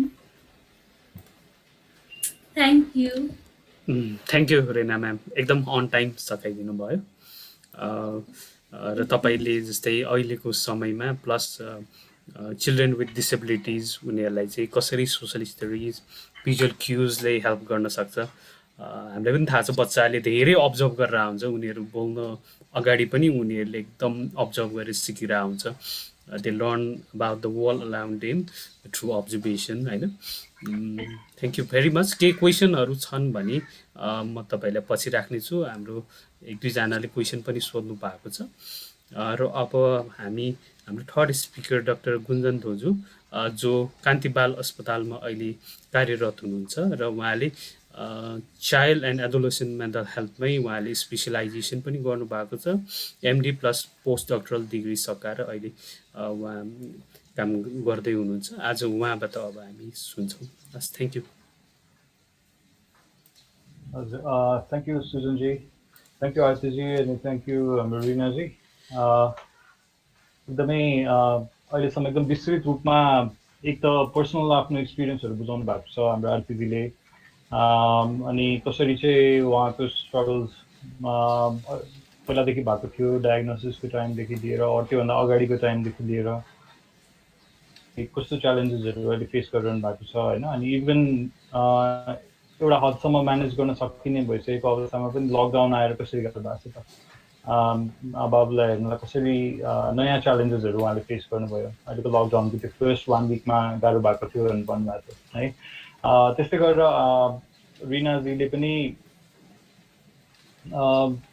autism plus intellectual disability related जुन बच्चाहरू हुन्छ उहाँहरूसँग काम गर्दाखेरि मा फोकस गर्नुपर्ने केही कुराहरूको बारेमा उहाँले छलफल गर्नुभएको छ. अब डेफिनेटली जेनरल हाम्रो चिल्ड्रेन एन्ड एडल्ट्स पपुलेसनमा हामीले डिल गर्नुभन्दा स्पेसल निड्स भएको जुन चिल्ड्रेन एन्ड एडल्ट्स हुनुहुन्छ होइन, बालबालिका तथा किशोरीहरू जसमा चाहिँ अब अटिजम अथवा न्यू डेभलपमेन्टल अरू डिसअर्डर्सहरू, इन्टेलेक्चुअल डिसेबिलिटी पनि हुनसक्ला, और हामीले कुरा गर्दैथ्यौँ अघि नै सेरेब्रल पाल्सीहरू. सो त्यो खालको समस्याहरू भएको बालबालिकामा डेफिनेटली डिफिकल्टीहरू बढी हुनसक्छ, च्यालेन्जेसहरू बढी हुनसक्छ. र त्यसैले उहाँले फोकस गर्नु भएकोमा मलाई एकदमै इम्पोर्टेन्ट लागेको कुरा भनेको जुन उहाँ त्यो बालबालिकाहरूले बुझ्ने हिसाबले कसरी हामीले रुटिनहरू सेड्युल गर्ने, कसरी एक्टिभिटी सेड्युल गर्ने, कसरी कम्युनिकेट गर्ने होइन, उनीहरूको बौद्धिक क्षमता, उनीहरूले बुझ्न सक्ने क्षमतासँग कसरी गर्ने भन्ने खालको कुराहरू उहाँले राख्नु भएको छ. त्यो एकदमै इम्पोर्टेन्ट लागेको छ. र हामीले एकदम धेरै भिजुअल एडको कुरा गऱ्यौँ नि, पिक्चर्सहरूको कुरा गऱ्यौँ, त्यो पनि एकदम इम्पोर्टेन्ट लाग्यो. अब हामीले पनि काम गर्ने टाइममा मैले नै अटिजम रिलेटेड बालबालिकाहरूसँग सेसन लिँदाखेरि चाहिँ पेरेन्ट्सहरूलाई मैले दिने सुझाव चाहिँ पिक्चर्समै युज गर्नु भनेर भन्छु त्यसरी सेड्युल बनाउँदा. अनि मैले चाहिँ त्यो बाबु नानीहरूले नै त्यो एक्टिभिटी गरिरहेको बेलाको फोटो खिचेर ठुलो चार्ट पेपरमा टाँसेर भिजुअल एड जस्तो बनाउने सेड्युल गर्नलाई भनेर भनिरहन्थेँ. त्यसको लागि पनि गर्न चाहे. अब मैले डाइरेक्टली कुरा गर्ने भने चाहिँ जेनरल अब हाम्रो यो जुन चिल्ड्रेन एन्ड एडल्ट्स पपुलेसन छ नि, चाइल्ड एन्ड एडल्ट्स पपुलेसन, उहाँहरूमा चाहिँ कस्तो खालको कुराहरू देखिरहेको छौँ त अहिले हामीले यो सिचुएसनमा. जुन यो पेन्डेमिक भयो, लकडाउन भयो होइन, वर्ल्ड वाइड फैलिएर नेपालमा आएर नेपालमा पनि अहिले धेरैसम्म देखिरहेको परिस्थिति छ. धेरैजना बालबालिकाहरू घरमै बसिरहनु परेको अवस्था. र यो टाइममा के हुँदो रहेछ त एउटा भन्दाखेरि उनीहरूको पहिलादेखि भइरहेको रुटिन लस भएको छ. जुन फ्लेक्सिबिलिटी भन्छ नि होइन, भविष्यमा अब के हुने हो भन्ने कुरा उहाँहरूलाई स्योर नहुने, त्यसले गर्दा पनि तनाव हुने.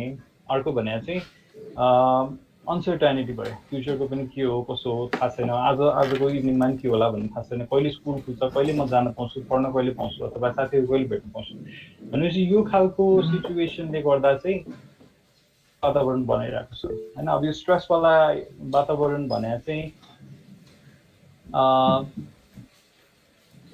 अब यो स्ट्रेसवाला वातावरण भनेर चाहिँ कस्तो छ भन्दाखेरि हामी एडल्टहरूले पनि हेर्दाखेरि हामीलाई पनि स्ट्रेस भइरहेकै कन्डिसन छ. यो पेन्डेमिकले सबैलाई स्ट्रेस बनाइरहेछ.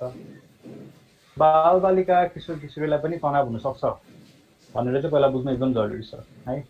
धेरै जसो कस्तो हुन्छ त भन्दाखेरि एडल्ट पपुलेसनमा बालबालिकालाई किन चाहियो, त्यस्तो कुरा किन टेन्सन लिनु पर्यो, उनीहरू घर बस्ने हो, खेल्न पाइरहेछ, टिभी हेरिरहेछ, कार्टुन हेरिरहेछ भन्ने खालको कुराहरू गर्नुहुन्छ.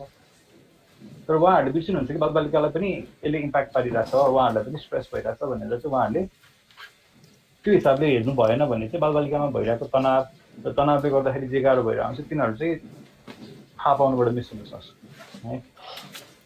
अब हामीले चाहिँ त्यो स्ट्रेस हुन्छ भनेर भनिसकेपछि कसरी चाहिँ थाहा पाउने होइन बालबालिकाहरूमा हुने खालको तनावहरू. एकदम एकजना साथीले यहाँ सोध्नु भएको थियो डिफ्रेन्ट डिसअर्डर्सहरू कसरी म्यानेज गर्ने भनेर। अब आजको हाम्रो यो वेबिनारमा चाहिँ को बारेमा हामी जाँदैनौँ है त, तर मैले चाहिँ के को बारेमा कुरा गर्छु भन्दाखेरि यो तनावसँग सम्बन्धित कस्तो खालको लक्षण आउन सक्छ र यो लक्षणहरूलाई हामीले कसरी चिन्ने कसरी बुझ्ने भनेर चाहिँ कुरा गर्छौँ। अनि डिसअर्डर भने त्यसबाट पछि आउने कुरा हो जुनमा चाहिँ हुन्छ नि अलिकति सिभिरिटी बढ्दै गयो, टाइम ड्युरेसन बढ्दै गयो भने चाहिँ बल्ल डिसअर्डरको रूपमा पुगिन्छ है।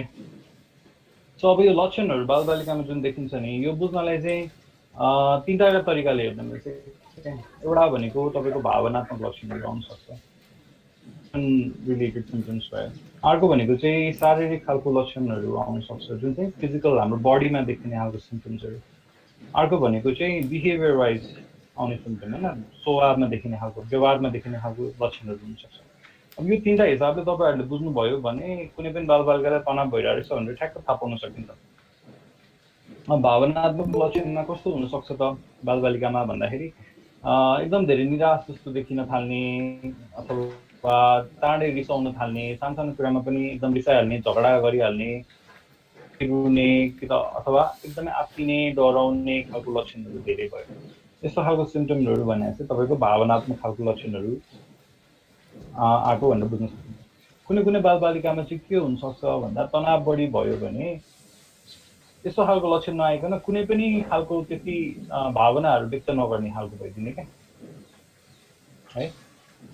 अनि त्यसपछि भावनाहरू कस्तो खालको हुन्छ भन्दाखेरि उनीहरूले चाहिँ धेरै खुसी पनि नदेखाउने, धेरै दुःखी भएको जस्तो पनि नदेख्ने, डराएको पनि नदेख्ने, तर त्यसलाई चाहिँ हामीले के भन्छौँ इमोसनल नमिङ भन्छौँ नि, कुनै पनि प्रकारको भावना त्यति एक्सप्रेस गर्न नसक्ने, केही पनि फिल त्यति नहुने, यस्तो खालको पनि देख्न सकिन्छ। अनि यो कुराहरू चाहिँ हामीले बालबालिकाहरूलाई डेली हाम्रो कन्भर्सेसनमा सोधिरहने बानी गर्नुपर्छ क्या। गर्दाखेरि कस्तो फिल भइरहेछ, आज तिमीलाई के कुरामा राम्रो फिल भयो, के कुरा नराम्रो फिल भयो भन्ने खालको कुराहरू हामीले सोध्यौँ भने चाहिँ उनीहरूलाई यो इमोसन्सहरू एक्सप्रेस गर्ने बानी चाहिँ हाम्रो डेली रुटिनमा नै पर्न जान्छ। त्यसपछि अलिकति गाह्रो अवस्था आउँदाखेरि पनि उनीहरूलाई एक्सप्रेस गर्न सजिलो हुन्छ। सिम्टमहरू अब हामीले बालबालिकामा देखिरहने लक्षणहरूमा चाहिँ जुन यो शारीरिक लक्षण भन्यो नि यसलाई चाहिँ हामीले कसरी बुझ्नुपर्छ भन्दाखेरि आन्तरिक रूपमा चाहिँ तनाव भइरहेको छ बालबालिकालाई होइन। अब त्यो तनाव व्यवस्थापन उनीहरूले गर्न नसकेपछि शारीरिक लक्षणको रूप लिएर अगाडि आउँदो रहेछ है। अब यसमा चाहिँ एकदमै धेरै कमन देख्ने हामीले पनि कान्ति बाल अस्पतालमा एकदमै धेरै देख्ने भने चाहिँ टाउको दुखिरहने, पेट दुखिरहने क्या बारम्बार होइन। 1 वर्ष 2 वर्षै भइसक्यो हाम्रोमा आइपुग्दासम्म भनेपछि बारम्बार टाउको दुखिरहने, पेट दुखिरहने, तर जाँच गर्दाखेरि खासै केही पनि कारणहरू नभेट्ने, यिनीहरू भने चाहिँ धेरै जसो तनावले गर्दा हुनसक्छ। अनि शारीरिकमा अरू भने चाहिँ खालको ढाड दुखिरहने, जिउ दुखिरहने, हात गोडा दुख्यो भन्ने खालको, बल तागत भएन भन्ने खालको होइन, थाक्यो गल्यो भन्ने खालको लक्षणहरू हुनसक्छ। धेरै जसो हामीले भावनात्मक लक्षण चाहिँ ठ्याक्क थाहा पाइहाल्छौँ, बालबालिकाले पनि भन्न सक्ला, तर शारीरिक लक्षण जुन बेला आउँछ त्यति बेला चाहिँ हामीले तनावसँग त्यसलाई युजुअली जोडिरहेको हुँदैन। अब त्यसलाई हामीले तनावसँग जोड्न छुटायौँ भने चाहिँ जान सक्छ भन्दाखेरि तनाववाला कारणहरू चाहिँ छुट्यो नि त। हामीले शारीरिक खालको लक्षणहरू मात्र खोज्छौँ, शारीरिक अरू कुनै रोग मात्र खोज्छौँ, तनाव व्यवस्थापनतिर जाँदैनौँ है। त्यो चाहिँ एकदम इम्पोर्टेन्ट। त्यही भएर अर्को भने चाहिँ व्यवहारिक लक्षण। व्यवहारिक लक्षण भने चाहिँ परिवर्तन हुने, जस्तै एकदमै जिद्दीपना बढ्नु होइन, सानसानो कुरामा रुने कराउने गर्ने, झगडालु हुने, त्यस्तो खालको सामानहरू फाल्ने गर्ने खालको, जिद्दी गर्ने बढी, अथवा कुनै कुनै बालबालिकामा चाहिँ उग्र खालको बिहेभियर पनि आउन सक्छ है। अग्रेसिभ हुने, आफ्नो दाजुभाइ दिदीबहिनीहरूसँग पहिलाभन्दा धेरै मात्रामा झगडा गर्न थाल्नु अथवा होइन किशोर किशोरीहरूमा यस्तो खालको लक्षण आउन सक्छ। कसै कसैमा चाहिँ कस्तो पनि हुन्छ व्यवहारिक लक्षण भन्दाखेरि यो पुगिसकेको बालबालिका जसले चाहिँ आफ्नो हेरचाह गर्न सकिरहेको हुन्छ होइन, खानपिनहरू सबै आफै गर्ने, आफ्नो स्याहार्नुपर्ने कुराहरू गर्न सक्ने, सरसफाइ गर्न सक्ने, रेस्पोन्सिबिलिटीहरू आफूले गर्ने, तर हुनसक्छ त्यो सबै कुराहरू छुट्न सक्छ है। अनि त्यसले गर्दाखेरि चाहिँ उनीहरू के हुन्छ उमेर पुगिसके तापनि सानो उमेरको बालबालिकाहरू जस्तो व्यवहार गर्न थाल्छन्। जस्तै अब 5 वर्षको उमेर भइसकेपछिसम्ममा त धेरै जसो बालबालिकाहरूले पिसाबहरू कन्ट्रोल गर्न सकिसकेका हुन्छ होइन, बेडमै युरिनेसनहरू हुँदैन भनेपछि कहिलेकाहीँ चाहिँ बेड वेटिङ खालको समस्याहरू तिनीहरू पनि आउन सकिरहेको हुन्छ त्यो बालबालिकाहरू। भनेपछि यसलाई चाहिँ हामी के भन्छौँ त भन्दा रिग्रेसन भन्छौँ कि एउटा डेभलपमेन्टल एजमा पुगिसकेको मान्छे पहिलाको डेभलपमेन्टल एजको खालको बिहेभियरहरू देखाउनु, यो पनि स्ट्रेसले गर्दा तनावले गर्दा आउन सक्छ। अब यो सबै चाहिँ तनावको लक्षण हुनसक्छ, तर सँगसँगै यो गर्दै जाँदाखेरि चाहिँ उसले आफ्नो डेली रुटिन फलो गर्न सकेन, आफ्नो रेस्पोन्सिबिलिटी गर्न सकेन, ती कुरा गर्दा उसलाई रमाइलो लाग्न छोड्यो होइन, घरको क्रियाकलापहरूमा पनि उसले सघाउन सकेन। पहिला जे कुराहरू उसलाई रमाइलो लाग्थ्यो त्यो कुराहरू पनि रमाइलो लाग्न छोड्यो, अथवा निन्द्राहरू पनि गडबड हुन थाल्यो, खानपिन पनि गडबड हुन थाल्यो। भनेको गडबडमा चाहिँ निन्द्रा कम पनि हुनसक्छ, कहिलेकाहीँ चाहिँ एकदम धेरै मात्रामा सुतिरहनु पनि हुनसक्छ। अनि खानपिनमा पनि तनाव हुँदाखेरि भोकै नलाग्ने, खानै नमन लाग्ने, अलिकति खाए पनि अगाउने, त्यस्तो हुनसक्छ। कसैलाई चाहिँ तनाव भयो भने एकदम धेरै मात्रामा खाने, उहाँहरूको केसमा चाहिँ वेट गेनहरू पनि हुनसक्छ है। यस्तो खालको लक्षणहरू बालबालिकामा, किशोर किशोरीमा देख्न सक्छौँ। यदि यस्तो खालको लक्षणहरू हजुरहरूले भेटाउनु भयो भने चाहिँ तनावले गर्दा आएको लक्षण हुनसक्छ है बालबालिकामा भनेर हामीले देख्न सक्छौँ। पनि हेर्दाखेरि यस्तै खालको लक्षणहरूको मिक्सचर लिएर आउनु भएको हुन्छ। अनि धेरै जसोमा चाहिँ अहिले कोभिड-19 रिलेटेड छ नि, यही सम्बन्धी स्ट्रेसहरू यिनीहरू आइरहेको हुन्छ। पेरेन्ट्सको सम्पर्कमा हुनुहुन्छ भने उहाँहरूलाई सोध्नुहोस् कि उहाँहरूको घरमा भएको बालबालिकामा चाहिँ यस्तो खालको लक्षणहरू देखिरहेको छौँ कि छैन होइन, भने चाहिँ तनावले गर्दा हुनसक्छ है भनेर उहाँहरूलाई पनि हामीले बुझाउनु कोसिस गर्नुपर्छ है त।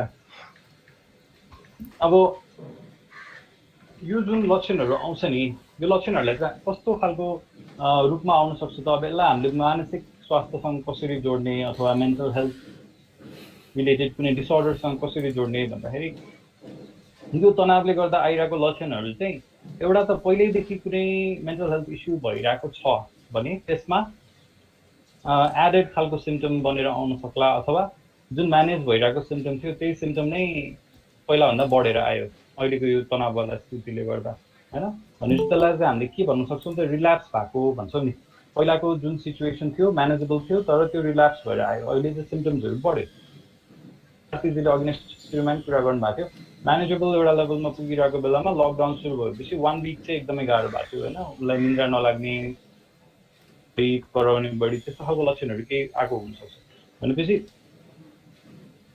त्यो भने चाहिँ पहिला म्यानेज भइरहेको कुरामा चाहिँ नयाँ तनाववाला स्थितिले गर्दाखेरि लक्षणहरू फेरि देखा पर्नु होइन, त्यो एउटा भयो। अर्को भने चाहिँ रिजल्भ भइसकेको, पहिला आएर निको भइसकेको कुनै एउटा मानसिक स्वास्थ्य सम्बन्धी समस्या थियो, तर अहिलेको यो कोभिड-19 रिलेटेड स्ट्रेस अथवा फ्युचरमा अरू कुनै स्ट्रेसले गर्दा चाहिँ फेरि लक्षण आउनु पहिला निको भइसकेको समस्यामा भन्ने चाहिँ त्यस्तो पनि हुनसक्छ। त्यसलाई चाहिँ हामीले रिकरेन्स भन्छौँ होइन। एउटा रिल्याप्स भए हुनसक्छ, म्यानेज भइरहेको कुरा फेरि बढ्यो, अर्को निको भइसकेको कुरा फेरि आयो है।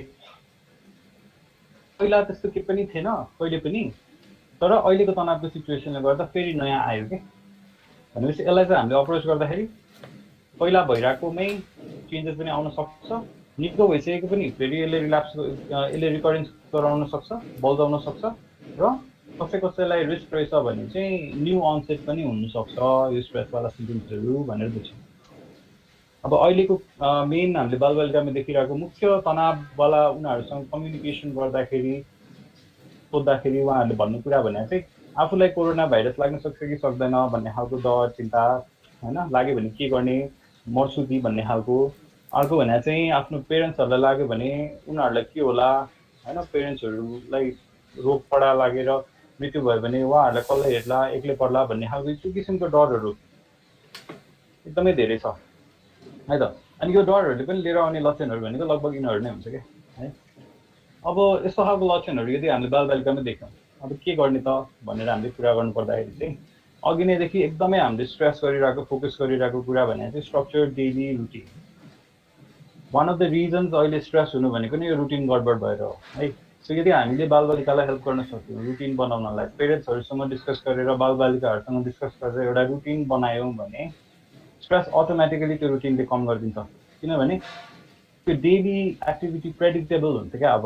अब मलाई थाहा हुन्छ नि त दिनभरि आज के हुन्छ भनेर होइन, अथवा 1 विकसम्म के हुन्छ भनेर एउटा थाहा हुन्छ नि त। त्यसले गर्दाखेरि चाहिँ स्ट्रेस लेभल कम हुन्छ। अनि हामीले स्ट्रक्चर्ड भनेर भन्दा चाहिँ के भन्दाखेरि त्यहाँनिर पढाइ लेखाइको पनि केही एक्टिभिटी राख्ने, रमाइलो गर्ने एक्टिभिटी पनि राख्ने, नयाँ स्किल्सहरू सिक्ने एक्टिभिटी पनि राख्ने, अनि त्यसपछि हाउस होल्ड चर्सहरू गर्ने खालको एक्टिभिटी पनि राख्ने होइन। जस्तै रिक्रिएसनवाला कुराहरू पनि हुनु पर्यो, रेस्ट गर्ने पनि हुनु पर्यो, एक्सर्साइज गर्ने पनि हुनु पर्यो, डायट के खाइरहेको छ त्यसमा पनि फोकस गर्न सक्यो। अनि स्पेसल निड्सवाला जुन किड्सहरू हुनुहुन्छ, अघि हामीले आर्टिस्टसँग कुरा गरेको थिएँ, त्यस्तो भयो भने चाहिँ त्यो त्यसमा पनि स्ट्रक्चर्ड रुटिन हुन्छ, तर त्यसलाई चाहिँ अलिकति मोर स्पेसलाइज बनाएर कसरी कम्युनिकेट गर्न मिल्छ, पिक्चर्सहरू बढी युज गरेर त्यसरी बनाएर चाहिँ हामीले जानुपर्ने हुन्छ है। अब यो स्ट्रक्चर रुटिनको कुरा एउटा आयो। त्यसपछि अर्को भनेर चाहिँ बालबालिकाहरूलाई पनि तनाव छ है भनेर हामीले जुन बुझ्नुपर्छ भनेर सुरुमा भन्यो नि, त्यो कुरा चाहिँ हामीले बालबालिकाहरूलाई पनि भन्नुपर्छ क्या। गाह्रो भइरहेको उनीहरूले एक्सप्रेस गर्छ, मलाई आज यस्तो यस्तो भयो भनेर उसले भन्यो भने उसले बालबालिकाले एक्सप्रेस गरेको कुनै पनि प्रब्लमलाई हामीले सानो प्रब्लम हो भनेर कहिले पनि नभन्ने है त। हामीले युजली के बानी हुन्छ भन्दाखेरि त्यति सानो कुराको टेन्सन नलिऊ, त्यस्तो कुराको टेन्सन लिनु पर्दैन भन्ने खालको बानी हुन्छ क्या। जुन बेला हामीले त्यो भन्छौँ नि, त्यसपछि नेक्स्ट कुरा केही पनि सेयर हुँदैन। यदि त्योभन्दा पछि कुनै ठुलो प्रब्लम आयो रहेछ भने पनि उसले आएर तपाईँसँग आएर एक्सप्रेस गर्न सक्दैन। त्यही भएर हामीले चाहिँ बालबालिकाहरूलाई एउटा सेफ प्रोटेक्टेड खालको स्पेस प्रोभाइड गर्नुपर्छ, जहाँनिर चाहिँ उनीहरूले खुलेर आफ्नो कुरा राख्न पाओस्। अनि त्यो राख्दाखेरि चाहिँ हामीले के गर्नुपर्छ भन्दाखेरि एक्नोलेज गर्ने, भ्यालिडेट गर्ने होइन, युनिभर्सलाइज गर्ने, एम्पथाइज गर्ने। एक्नोलेज भने हो तिमीले भनेको कुरा चाहिँ मैले सुने, तिमीले यस्तो भनेको रहेछ है भन्ने खालको एउटा रिफ्रेज गरेर प्याराफ्रेज गरेर उसलाई बताउन सकिन्छ। भ्यालिडेट भनेको तिमीले अहिले राखेको जुन प्रब्लम छ त्यो एकदम इम्पोर्टेन्ट छ तिम्रो लागि, मैले बुझेँ भनेर हामीले भनिदियौँ भने बनाएनौँ होइन, त्यसलाई इम्पोर्टेन्स दियौँ। अर्को भने चाहिँ तिम्रै परिस्थितिमा हुँदाखेरि पनि अरू विभिन्न यस्तै खालको परिस्थितिमा भएको विभिन्न संसारभरिको बालबालिकालाई पनि त्यस्तै भइरहेको हुनसक्छ, सबैलाई यस्तै भइरहेको रहेछ अहिलेको कन्डिसनमा भनेर हामीले भन्यो भने त्यो चाहिँ युनिभर्सलाइज भयो। You are not alone in this, अरू पनि छन् जसलाई चाहिँ यस्तो प्रब्लमहरू फेस भइरहेछ भने चाहिँ युनिभर्सलाइज भयो। अब एम्पथाइज गर्ने भने चाहिँ यदि म तिम्रो ठाउँमा थिएँ भने अरू छु भने मलाई पनि तिमीलाई जस्तै अहिले गाह्रो हुनसक्छ भनेर हामीले भन्यौँ भने चाहिँ एम्पथाइज भयो है। यसरी चाहिँ हामीले एउटा कम्युनिकेसनको जसमाथि चाहिँ हामी बिल्ड गर्दै जान सक्छौँ। के एक्टिभिटी गर्ने भन्दा ड्रइङ कलरिङ एक्टिभिटी पनि गर्न सकिन्छ होइन। अलिकति स्ट्रक्चर रुटिनमा स्टोरिज लेख्ने, पोइम लेख्ने, नयाँ कुनै स्किल्सहरू सिक्न मन लागेको छ भने म्युजिकवाला हुनसक्ला, तिनीहरू चाहिँ बालबालिकाहरूलाई हामीले सिकाउने अहिलेको लागि अपर्च्युनिटी बनाउन सकिन्छ। अनि अर्को चाहिँ हामीले उनीहरूलाई एकदमै धेरै स्याबासी दिनुपर्ने हुन्छ उनीहरूको एफर्टको लागि कि हामीले चाहिँ युजली कस्तो बानी भएको हुन्छ भन्दाखेरि के गल्ती गऱ्यो भने चाहिँ यो भएन त्यो भएन, यो नगर त्यो नगर, हल्ला नगर, चुप लाएर बस, नगर वाला नेगेटिभ कमेन्ट चाहिँ दिन हामी एकदमै सिपालु होइन। तर अलिकति केही राम्रो गरेको अथवा एफर्ट लगाएको कुरा देख्यो भने चाहिँ किन भन्नु पर्यो र भन्ने खालको एउटा एटिट्युड हुन्छ क्या। सो एउटा अलिकति पनि एफर्ट लगाएको हामीले देख्यौँ भने चाहिँ बालबालिकालाई हामीले थ्याङ्क यू भन्न सक्नु पर्यो, तिमीले यो गरेको कुरा मलाई एकदमै राम्रो लागेको छ होइन भन्ने खालको, उसलाई प्रेज गर्ने खालको, मलाई एकदम खुसी लाग्यो तिमीले यस्तो गर्यो भन्ने खालको एक्सप्रेसन दिनुपर्छ।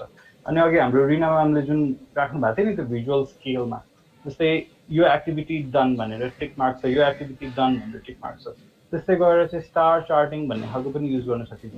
डिफ्रेन्ट गोल्स सेट गऱ्यो, त्यो गोल्सहरू कम्प्लिट भयो भने स्टार दिने होइन खालकोले चाहिँ उनीहरूलाई एकदम पोजिटिभली मोटिभेट गरिरहनलाई चाहिँ एकदम हेल्प गर्छ क्या है।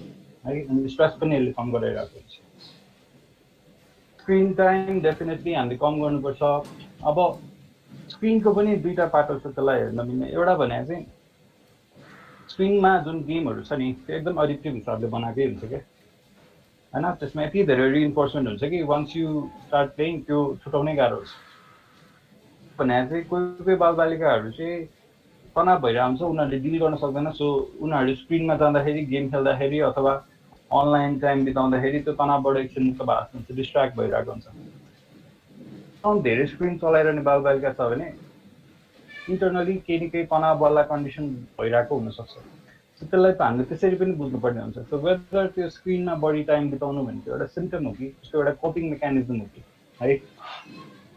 सो स्क्रिन टाइम चाहिँ हामीले 1 to 2 आवर्स भन्दा बढी नदिने, एकदम लिमिट गर्ने, बरु रेस्ट अफ द टाइम चाहिँ त्यो स्ट्रक्चर रुटिन बनाएर अरू हाम्रो फ्यामिली मेम्बर्सहरू जुन हुनुहुन्छ उहाँहरूसँग चाहिँ टाइम बिताउने खालको एक्टिभिटीहरू गर्ने खालको, रमाइलो गर्ने खालको एक्टिभिटी गऱ्यो भने चाहिँ यसरी तनाव व्यवस्थापन गर्न सकिन्छ। सिम्टम्स हामीले कुरा गऱ्यौँ, तनाव व्यवस्थापनको कुरा गऱ्यौँ, यो गर्दा गर्दै पनि एकदमै गाह्रो भयो, एकदमै डिफिकल्ट भयो हैन, म्यानेजेबल भएन, अब चाहिँ हेल्प माग्नु पर्यो भन्ने कुरा बुझेर चाहिँ अब चाहिँ मेन्टल हेल्थ कन्सल्टेसन दिनु पर्यो भनेर अब प्रोफेसनलकोमा जानुपर्ने हुन्छ। अहिले चाहिँ यति नै छ मेरो। Thank you. हुन्छ, thank you doctor Gunjan. Thank you very much है, तपाईँले धेरै कभर गरिदिनु भयो। अब चाहिँ हामी क्वेसन एन्सर सेसनमा हामी जान्छौँ। हामीलाई केही क्वेसनहरू चाहिँ रेजिस्ट्रेसन गर्ने बेला पनि आएको छ र केही चाहिँ अहिले पनि गर्नु भएको छ, लेख्नु भएको छ होइन। म सुरुमा यहाँ केही अहिले भर्खरै आएको क्वेसनहरू लिन्छु, अनि त्यसपछि यदि कसैलाई सोध्नु छ भने उहाँहरूले पनि सोध्न सक्नुहुन्छ। एउटा क्वेसन जमुना श्रेष्ठ म्यामले सोध्नु भएको छ होइन, डाक्टर रेनालाई छ यो चाहिँ। Do you provide free services for refugee and asylum children from your organisation भनेर उहाँले सोध्नु भएको छ। रेना म्याम, हजुरले फ्री सर्भिसेसहरू जस्तै रिफ्युजी पपुलेसनको लागि दिनुहुन्छ कि हुन्न भन्ने छ। मेरो क्वेरी चाहिँ नि रिफ्युजी पपुलेसन इन न्युरोटिपिकल बच्चाहरू हो कि विथ डेभलपमेन्टल डिसेबिलिटी केही इस्युहरू हो, त्यस्तो केही छ तपाईँसँग आइडिया? उहाँ यदि अहिले यहाँ हुनुहुन्छ भने चाहिँ हजुर हजुर म- हजुर हजुर। नमस्ते Rena ma'am and thank raise my question. हजुर डाक्टर साहब, एउटा चाहिँ असाइलम सिकर चाइल्ड चाहिँ मैले भर्खरै भेटेको छु। ऊ चाहिँ 8-9 इयर्सको हो, असाइलम सिकर छ, उसले कुनै पनि सपोर्ट कहीँ पनि पाइरहेको छैन। तर एउटा मदर जसले चाहिँ 3टा बच्चा लिएर चाहिँ ऊ आफ्नो देश छोडेर भर्खरै नेपाल आएको छ, तर बच्चा चाहिँ अलिकति मेरो नजरमा चाहिँ थोरै प्रब्लम चाहिँ देखिरहेको छु। त्यसले गर्दा मैले खोजेको स्टेसनमा त्यस्तो कुनै फ्री सर्भिस प्रोभाइड गर्छ कि गर्दैन भनेर बुझ्न खोजेको। यदि भयो भने यो अलिकति कोभिड ओभर भयो भने चाहिँ म त्यहाँ चाहिँ रिफर गर्न चाहे। हुन्छ, मलाई तपाईँको इमेल पठाइदिनु होला म मेरो इमेल एड्रेसमा, अनि मैले त्यहाँ अर्गनाइजेसनमा पनि क्वेरी गर्छु, म तपाईँलाई रिप्लाई गर्छु। मोस्ट प्रोबेबली त्यो कन्सिडरेसन्सहरू छ होला त्यहाँ। Thank you. म पठाइदिन्छु। हुन्छ हुन्छ, म फरवर्ड गरिदिन्छु जमुना म्यामलाई तपाईँको इमेल, अनि तपाईँले एकचोटि सोधेर गर्न सक्नुहुन्छ। यदि कसैको क्वेसन छ भने चाहिँ अनम्युट गरेर सोध्न सक्नुहुन्छ।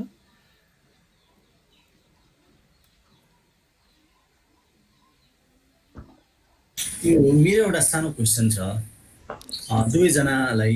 हजुर। क्वेसन के मैले च्याटमा सोधेको पनि थिएँ, त्यो मैले एउटा क्वेसन पठाएको पनि थिएँ, अनि अर्को क्वेसन मैले अहिले जस्ट टाइप गरेँ। त्यो जस्तै हाम्रो यो कोपिङ स्ट्राटेजीहरू जुन हुन्छ होइन, त्यो चाहिँ प्रायः वेस्टर्न सेटिङमा, वेस्टर्न कल्चरमा तिनीहरूको डुज र डन्ट्सहरू अलिकति डिफ्रेन्ट हुन्छ। अब हाम्रो कन्टेक्स्टमा चाहिँ त्यो कतिको लागु हुन्छ, हामीले हाम्रो सोसाइटीलाई, हाम्रो डुज डन्ट्सलाई चाहिँ फलो हुने गरी आफ्नै केही गरेको छौँ कि त्यो कतिको लागु हुन्छ भने अलिक क्युरियस भयो क्या म त्यसमा। मेरो त्यो क्वेसन एउटा रह्यो। ओके, हजुरको नाम एक्चुअली भन्नुभयो थियो, मैले नामै बुझिनँ होला। उमेश बजगाई। ए हजुर हजुर, थ्याङ्क यू सो मच बजगाईजी। अहिले जुन यो कोपिङ स्ट्राटेजीको कुरा गर्नुभएको छ नि, डेफिनेटली यो प्लस हाम्रो यो कल्चरल रिलिजियस एस्पेक्टहरू, एथनिकल एस्पेक्ट्सहरू डिफ्रेन्ट आउँछ। सो वेस्टर्नबाट डाइरेक्ट हामीले हुन्छ नि जे पाउँछौँ सबै लिएर आएर यो साउथ इस्ट एसियन कन्टेक्स्टमा हामीले युज गर्न खोज्दाखेरि चाहिँ त्यो एप्लिकेबल नहुन पनि सक्छ धेरैवटा कुरा। तर देयर माइट बी सर्टेन कुराहरू जुन चाहिँ एप्लिकेबल हुनसक्छ क्या। जस्तै एउटा सिम्पल एक्जाम्पल दिउँ, बाहिरको कन्टेक्स्टमा चाहिँ बच्चाहरूको लागि हामीले जुन डिसिप्लिनिङको कुरा गर्छौँ है, त्यहाँनिर बच्चाहरू पिट्न पाइँदैन भन्ने कुरा भएको है। अब नेपालको कन्टेक्स्टमा अहिले बल्ल आएर चाहिँ फिजिकल यो डिसिप्लिनिङ नगर्ने भन्ने खालको लहरू आइरहेको छ। बट त्यसको एप्लिकेबिलिटीमा अझै पनि प्रब्लम भइरहेछ फ्यामिलीभित्र त अहिले पनि वान अफ द वेज अब हामीले भोगेर पनि आएको र देखि पनि रहेको होइन अब कहिलेसम्म हुन्छ भन्ने पनि कुरा छ त्यसमा चाहिँ फिजिकल पनिसमेन्ट एकदम धेरै युज गरिरहेको देख्छौँ कि होइन इभन पेरेन्ट्सहरूले रिलेटिभ्सहरूले स्कुलमा टिचर्सहरूले सो लिनुपर्छ जस्तो लाग्छ जस्तै फिजिकल डिसिप्लिनिङ चाहिँ गर्नु नै भएन किनभने हामीले चाहिँ पोजिटिभ रिइन्फोर्समेन्टको कुराहरू जुन गरिरहेछौँ नि रिवार्ड गर्ने कुराहरू गरिरहेछौँ टेक लाउने कुराहरू तिनीहरू चाहिँ आई थिङ्क युज गर्नु डेफिनेटली सकिन्छ अब कोपिङको कुरामा फेरि जाँदाखेरि चाहिँ हामीले के बुझ्नुपर्छ भन्दाखेरि हामीले जुन बच्चासँग डिल गरिरहेछौँ त्यो बच्चा र अर्को बच्चा डिफ्रेन्ट हुन्छ क्या अलवेज समथिङ डिफ्रेन्ट अब सबैलाई एउटै ब्ल्याङ्केट अप्रोच डेफिनेटली गर्न मिल्दैन सो कुनै पनि बच्चाको हामीले उनीहरूलाई हेल्प गर्ने ट्राई गर्दाखेरि चाहिँ स्ट्रेन्थ के छ के कुरामा डिफिकल्टी भइरहेछ त्यो कुराहरू हामीले पहिला पत्ता लगाएर चाहिँ अनि उसको स्ट्रेन्थ बेस्ड कुराहरूलाई सपोर्ट गर्दै एउटा कोपिङ स्ट्राटेजी बनाउँदै जानुपर्छ डिफिकल्टिज के भइरहेछ त्यसमा हामीले कसरी सपोर्ट गर्न सक्छौँ भन्ने हिसाबले गयौँ भने चाहिँ सो त्यो कोपिङ मेकानिजम्सहरू बिल्ड गर्दै जान मिल्छ होला अब one of the ways coping mechanism build गर्ने भने चाहिँ डब्लुएचओले यो लाइफ स्किल्स भन्ने बनाएको छ गरेको छ 10वटा लाइफ स्किल्स भन्ने हुन्छ हजुरहरूले डब्लुएचओ लाइफ स्किल्स भनेर खोज्नुभयो भने पनि भेटाउन सक्नुहुन्छ है अब त्यो रिलेटेड खालको स्किल बिल्डिङ खालको एक्टिभिटिज गऱ्यौँ भने चाहिँ यो चाहिँ सिकाउन मिल्ने खालको कुरा भयो अब यो चाहिँ वर्ल्ड वाइड एप्लिकेसन होइन नट जस्ट वेस्टर्न अब इस्टर्न भन्ने खालको छैन अब त्यो चाहिँ डेफिनेटली युजफुल हुन्छ तर कहाँ सिकाउँदैछौँ त्यहाँको कन्टेक्स्ट चाहिँ हामीले ध्यान राखेर सिकाउनु पर्ने हुन्छ पनि मेथडमा चाहिँ केही चेन्जेस ल्याउनु पर्ने हुनसक्छ एउटा सानो कुरा एड गरिहालेँ ल त्यो बिहेभियरल रिइन्फोर्समेन्टको कुरा गर्नुभयो होइन हामीले भर्खरै अब यो स्कुल्सहरूमा पनि अब जबरजस्ती भनौँ न लागू गरिरहेछौँ जस्तो एउटा रिवार्डिङ सिस्टम चाहिँ एउटा यस्तो हुनुपर्छ भनेर तर डिस्करेजिङ कसरी गर्ने विद्यार्थी के अरे स्टुडेन्टहरूलाई त्यो अथवा आफ्नो पिरियडलाई नकारात्मक बिहेभियरप्रति होइन त्यसमा चाहिँ अभिभावकहरू अलिकति कमजोर रहनु भएको जस्तो मलाई लाग्यो किन भन्दा कुनै पनि अलिक डिस्ट्रक्टिभ कार्य छ भने त्यसलाई इफेक्टिभली डिस्करेज त गर्नु पर्यो त्यो फिजिकल्ली पहिला थियो भने त्यसको के गर्न सकिन्छ भन्ने कन्फ्युजन छ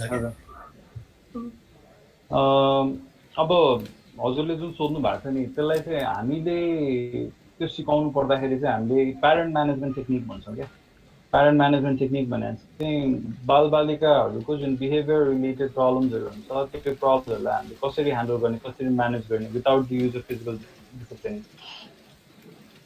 र पेरेन्ट्सहरूलाई सिकाउने खालको एउटा खालको टेक्निक हो अब त्यो त युजुअली 1 घन्टै लाग्छ मल्टिपल सेसन चाहिँ लाग्न सक्छ तर हामीले जुन तपाईँले सोध्नु भएको स्पेसिफिक क्वेसनको आन्सर चाहिँ अल्टरनेटिभ के त भन्दाखेरि चाहिँ हामीले यसरी बुझ्नु मिल्छ अब बच्चाहरूको जुन रिक्वायरमेन्ट हुन्छ नि होइन किड्स एन्ड एडल्ट्स हुन्छ सबैको एउटा त बेसिक निड हो अर्को भन्ने चाहिँ वान्ट्सहरू हुन्छ क्या मूलभूत आवश्यकता हो जुन चाहिँ अभिभावकहरूले पुऱ्याउनु पर्यो त्यसको लागि बच्चाले मागिरहनु पर्यो बाँकी कुराहरू भनेको चाहिँ उनीहरूको एडिसनल इच्छाहरू होइन त्यो आधारभूतमा परेन जस्तै इन्टरनेट चलाउने टिभी हेर्ने बाहिर खेल्न जाने हुन्छ नि किन्ने केही किनेको खाने त्यो खालको कुराहरू भने चाहिँ एडिसनल जुन कुराहरू छ अथवा पकेट मनीको कुराहरू भयो तिनीहरू चाहिँ एडिसनल हो सो कुनै पनि क्रियाकलाप गर्यो भने फिजिकल पनिस नगराइकन उसलाई चाहिँ हामीले पहिल्यै घरमा रुल बनाउनु पर्ने हुन्छ यस्तो खालको भयो भने चाहिँ भनेर होइन अनि त्यो पहिला अग्री गरिसकेको कुरामा चाहिँ त्यो हामीले लागू गर्छौँ कि जस्तै अग्रेसिभ बिहेभियर भयो भने पकेट मनी पाउँदैन और आज टिभी हेर्ने टाइम 1 घन्टाको थियो उसले जिद्दी गरेर 2 घन्टा हेऱ्यो भने भोलि तिमीले टिभी हेर्न पाउँदैन भनेर भोलिको टिभी बन्दै गरिदिनु पर्यो इन्टरनेट बढी चलाइरहेको रहेछ भने तिमीले 1 घन्टा 2 घन्टाभित्रमा इन्टरनेट बन्द गरेनौ आफै गर्यो भने ठिकै छ गरेन भने चाहिँ 1 विकसम्म तिम्रो इन्टरनेट कनेक्सन डिस्कनेक्ट हुन्छ हामीले यसरी जुन कन्डिसन राख्छौँ त्यो चाहिँ हामीले गर्न सक्ने खालको कन्डिसन हुन्छ अरे क्या होइन हाम्रोमा चाहिँ कस्तो कस्तो पनि भनिन्छ भन्दाखेरि यसको धेरै बदमास भयो भने हस्टेल राखिदिन्छ भन्ने अनि राख्न पनि नराख्ने होइन अब त्यो पनि एउटा सल्युसन त होइन तर जुन हामीले बार्गेनिङ गर्ने युज गर्ने कुराहरू छ नि त्यो पनि गर्न सक्ने खालको तर जसले चाहिँ फिजिकल खालको हार्म कुनै पनि नगरोस् अनि यो प्रिभिलेजेस भन्छ हामीले यो एडिसनल वान्ट्सहरूलाई चाहिँ त्यो प्रिभिलेजहरू कट डाउन गर्ने भन्छौँ क्या त्यसलाई है त्यो गर्यो भने चाहिँ डेफिनेटली काम गर्छ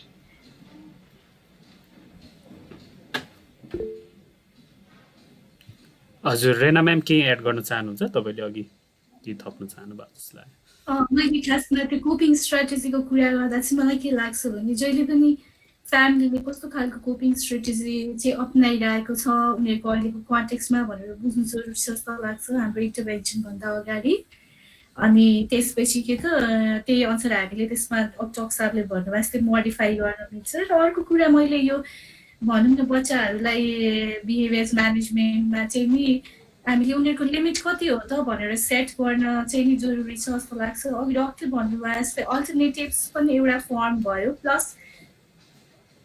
पोजिटिभ कम्युनिकेसनको कुरा के अघि नै भन्नुभएको जस्तै तपाईँले उसलाई ब्लेम नगरिकन तर हि इज रिस्पोन्सिबल भन्ने हिसाबले त्यसरी पनि कम्युनिकेट गर्न जरुरी छ भनेर भन्छु युजली एउटा टेक्निक छ जहाँ चाहिँ नि तपाईँले के भइरहेछ भनेर पनि भन्नुहुन्छ र तपाईँलाई कस्तो फिल भइरहेछ भनेर नि भन्नुहुन्छ र तपाईँलाई किन त्यस्तो भयो त भनेर तिमीले धेरै टिभी हेरिरहेछौ म एकदमै चिन्तित छु किनकि तिम्रो फेरि के हुन्छ पढाइ बिग्रेला आँखा खराब होला अथवा तिमीलाई के होला त्यो किसिमले भनौँ न पोजिटिभली उसलाई किनकि किन टिभी धेरै हेरेको हेर्नुहुन्न भनेर तिमीलाई थाहा छैन भनेर ब्लेम यो भन्यो भने चाहिँ डाइरेक्ट ब्लेमिङ हुने भएर मलाई लाग्छ संसारको जुनै कल्चरमा पनि पोजिटिभली कुरा गर्यो भने त्यसको इम्प्याक्ट सकारात्मकै हुन्छ जस्तो लाग्छ मैले एड गर्न खोजेको छु त्यति नै हजुर थ्याङ्क यू म एउटा क्वेसन हामीलाई पार्टिसिपेन्टले पठाउनु भएको म लिन चाहन्छु रेजिस्ट्रेसनको बेलामा अहिले रिसेन्टली यो सुसाइडको कुराहरू हामीले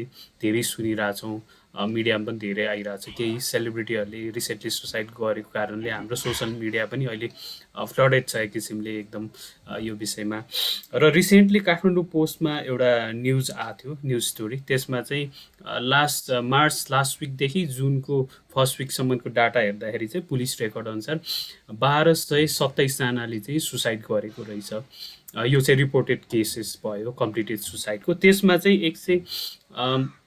139जना 149 चाहिँ अन्डर द एज अफ 18 एडोलेसेन्टहरू चिल्ड्रेनहरू थियो त्यो भनेको चाहिँ लगभग 12% समथिङ हो होइन सो यो सुसाइडको इस्यु चाहिँ एडल्ट पपुलेसनमा मात्र नभएर यो एडोलेसेन्टहरूमा पनि धेरै बढेको छ सो यो इस्युलाई ह्यान्डल गर्नलाई चाहिँ प्रिभेन्सनमा काम गर्नलाई चाहिँ कसरी के हुनसक्छ होला गर्न सकिन्छ होला भन्ने क्वेसन चाहिँ डक्टर गुन्जनलाई म सोध्न चाहन्छु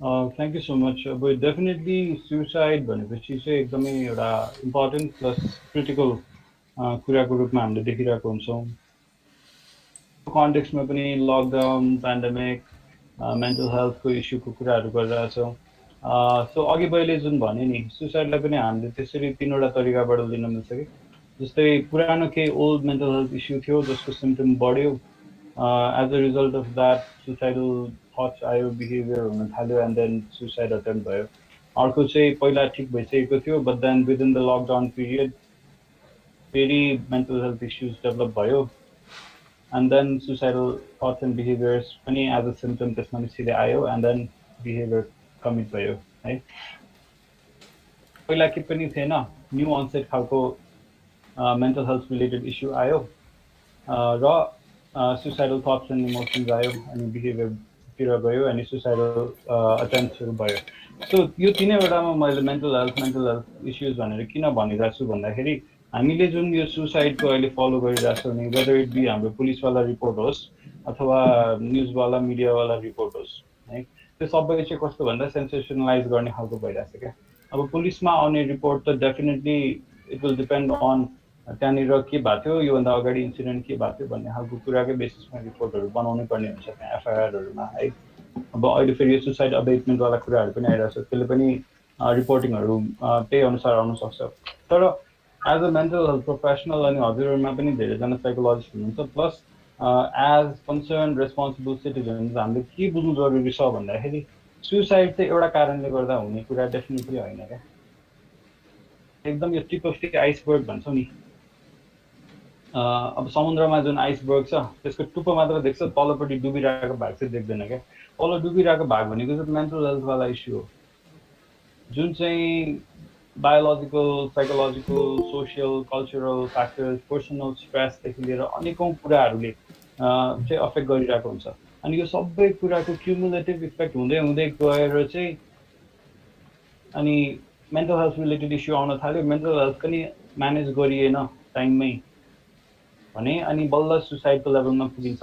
कहिलेकाहीँ अपर झट केही इम्पल्सिभ खालको डिसिजन लिँदाखेरि, इमोसनल सिचुएसनहरू हुँदाखेरि, कुनै घटनाले गर्दा त्यति बेला हुने सुसाइड माइट बी डिफरेन्ट, तर मोस्ट अफ द सुसाइडको पछाडि चाहिँ there is always a mental health issue है, मेन्टल हेल्थवाला इस्यु डेफिनेटली हुन्छ। अनि सुसाइड चाहिँ इन लार्ज प्रिभेन्टेबल हो त्यो हिसाबले हेऱ्यौँ भने। हामी चाहिँ कस्तो भइरहेछौँ त अहिले भन्दाखेरि ओहो सुसाइड भएछ, किन भयो होला, किन गर्यो होला, त्योभन्दा अगाडि के भएको थियो भनेर we start looking at something that happen एक हप्ता अगाडिको टाइममा क्या। एक हप्ता अगाडिको टाइमले गर्दा सुसाइड भएको नहुनसक्छ नि त। 6 महिना अगाडिदेखि, 1 वर्ष अगाडिदेखि, 2 वर्ष अगाडिदेखि केही कुराले उसलाई मेन्टल हेल्थमा असर पारिरहेको थियो कि होइन, त्यो कुराहरू becomes more important. So suicide प्रिभेन्सनतिर जाँदाखेरि चाहिँ जहिले पनि त्यो अप्रोचेसहरू चाहिँ होलिस्टिक खालको अप्रोच हुनुपर्छ। एउटा भने त इमिडिएटली सुसाइड रिस्क छ भने त्यहाँनिर रिस्क मिटिगेसनको कुरा आइहाल्यो होइन। सो त्यो रिस्क घटाउने, जस्तै उसलाई 24 घन्टा भिजिलेन्ट हिसाबले मोनिटरिङमा राख्ने, सुसाइड गर्ने खालको मिन्सहरू सबैलाई टाढा राख्यो, लुकायो होइन। जस्तो पोइजनहरू, हात हतियारहरू खालको सामानहरू छ भने त्यो टाढा राखिदिनु पऱ्यो, उसलाई अब्जर्भ गरिरहनु पऱ्यो, मेन्टल हेल्थ कन्सल्टेसन गराउनु पऱ्यो, मेन्टल हेल्थ ट्रिटमेन्ट गर्नु पऱ्यो, त्यो एउटा छ। तर ओभरअल हामीले मेन्टल हेल्थलाई अफेक्ट गर्ने कुराहरू हुन्छ नि, त्यो सबै कुरामा चाहिँ हामीले बिल्ड गर्दै जानुपर्छ। अनि टकिङ अबाउट मेन्टल हेल्थलाई चाहिँ नर्मलाइज गर्नु पऱ्यो क्या। स्टेसनमा तिमीलाई कस्तो भइरहेछ आज भनेर हामीले के कस्तो हुन्छ, के छ ठिक छमा लिमिट गर्नु भएन होइन, त्योभन्दा अलिकति डेप्थमा कुरा गरौँ। फ्यामिलीभित्र maybe we can start this practice हुन्छ नि, आज मलाई के कुराले राम्रो फिल भयो, के कुराले नराम्रो फिल भयो। So this can itself generate एउटा कल्चर जहाँ चाहिँ we talk about our thoughts and emotions on a daily basis. एकदमै गाह्रो खालको कुनै विचारहरू, इमोसन्सहरू आयो भने पनि त्यो एक्सप्रेस गर्नलाई पनि गाह्रो हुँदैन। So I think suicide prevention should be more holistically approached जस्तो लाग्छ। हजुर, थ्याङ्क यू डक्टर कुञ्जन। अब म एउटा प्रश्न चाहिँ हाम्रो आरतीजीलाई सोध्न चाहन्छु। यो हाम्रो पार्टिसिपेन्टले पनि पठाउनु भएको, किनभने प्यारेन्ट्सहरू अब चिल्ड्रेनको लागि अहिले हेरविचार गर्नलाई धेरै इफोर्टहरू लगाउँछ होइन। नर्मल चिल्ड्रनलाई हेर्नलाई पनि अब इफोर्ट धेरै नै लाग्ने गर्छ, अनि अझ चिल्ड्रेन विथ स्पेसल निड्स उहाँहरूको हेरविचार गर्नलाई त अझ धेरै नै अब इफोर्टहरू डेफिनेटली लाग्छ। सो तपाईँले आफ्नो बच्चालाई हेर्दै गर्दाखेरि आफ्नो चाहिँ ख्याल कसरी राख्नु, सेल्फ केयरको कुराहरू अघि अलिकति हामीले टच पनि गऱ्यौँ होइन। हजुरको आफ्नो केही एक्सपिरियन्स सेयर गरिदिनु, कसरी गर्नुहुन्छ सेल्फ केयर? अब सेल्फ केयर भन्नुपर्दा चाहिँ अब हाम्रो बच्चालाई हेर्न त धेरै नै गाह्रो छ होइन। धेरै मेहनत गर्नुपर्छ, एउटा सानो कुरा सिकाउनलाई पनि टाइम धेरै चाहिन्छ। भनौँ न नर्मल बच्चा भन्दा चाहिँ अब भन्नै सकिँदैन कि एकदमै कुनै कुरा छिटो पनि सिक्छ, कुनै कुरालाई चाहिँ धेरै टाइम लाग्छ, धेरै इफोर्ट लाग्छ। एक्जाम्पल जस्तै ब्रसिङ गर्न सिकाउन पनि धेरै नै टाइम लाग्छ, त्यसको लागि चाहिँ पेसेन्स चाहिने रहेछ होइन। र अर्को कुरा सेल्फ केयर अब मैले चाहिँ कसरी गर्छु भन्दाखेरि चाहिँ जसरी नै अब हामी गर्छौँ नि आफ्नो सेल्फ केयरमा अब फिजिकल, मेन्टल, सोसली सबै पर्छ। त्यसमा चाहिँ अब फिजिकली त अब भइहाल्यो ग्रुमिङहरू होइन, जुन नर्मली हामी गर्छौँ त्यसलाई हामीले मेन्टेन नै गर्नुपर्छ। आफूलाई जुन रहर लाग्छ, जे गर्न मन लाग्छ होइन, मेकअपकै कुरा भन्नुपर्दा आफूले जुन मेकअप मनपर्छ त्यो गर्ने। सोसलाइजेसनमा जस्तै आफ्नो मन परेको मान्छेहरूलाई गफ गर्ने, फोन गर्ने, कुरा गर्ने, अनि त्यसपछि आफ्नो मनमा भएको कुराहरू भन्ने, त्यसरी गर्छु म। जस डेली एकचोटि चाहिँ आफूसँग मिल्ने मान्छे, मिल्ने साथी, त्यसपछि आफ्नो फ्यामिली मेम्बरहरू भनौँ न फोन गरेर एकचोटि गर्छु। त्यसपछि अर्को कुरा चाहिँ इमोसनली चाहिँ अब कहिलेकाहीँ अब मान्छे नै हो होइन, त्यही भएर चाहिँ कहिलेकाहीँ अब त्यस्तै धेरै नै गाह्रो भयो भने चाहिँ अब गीतहरू सुन्छु क्या म प्रायः जसो।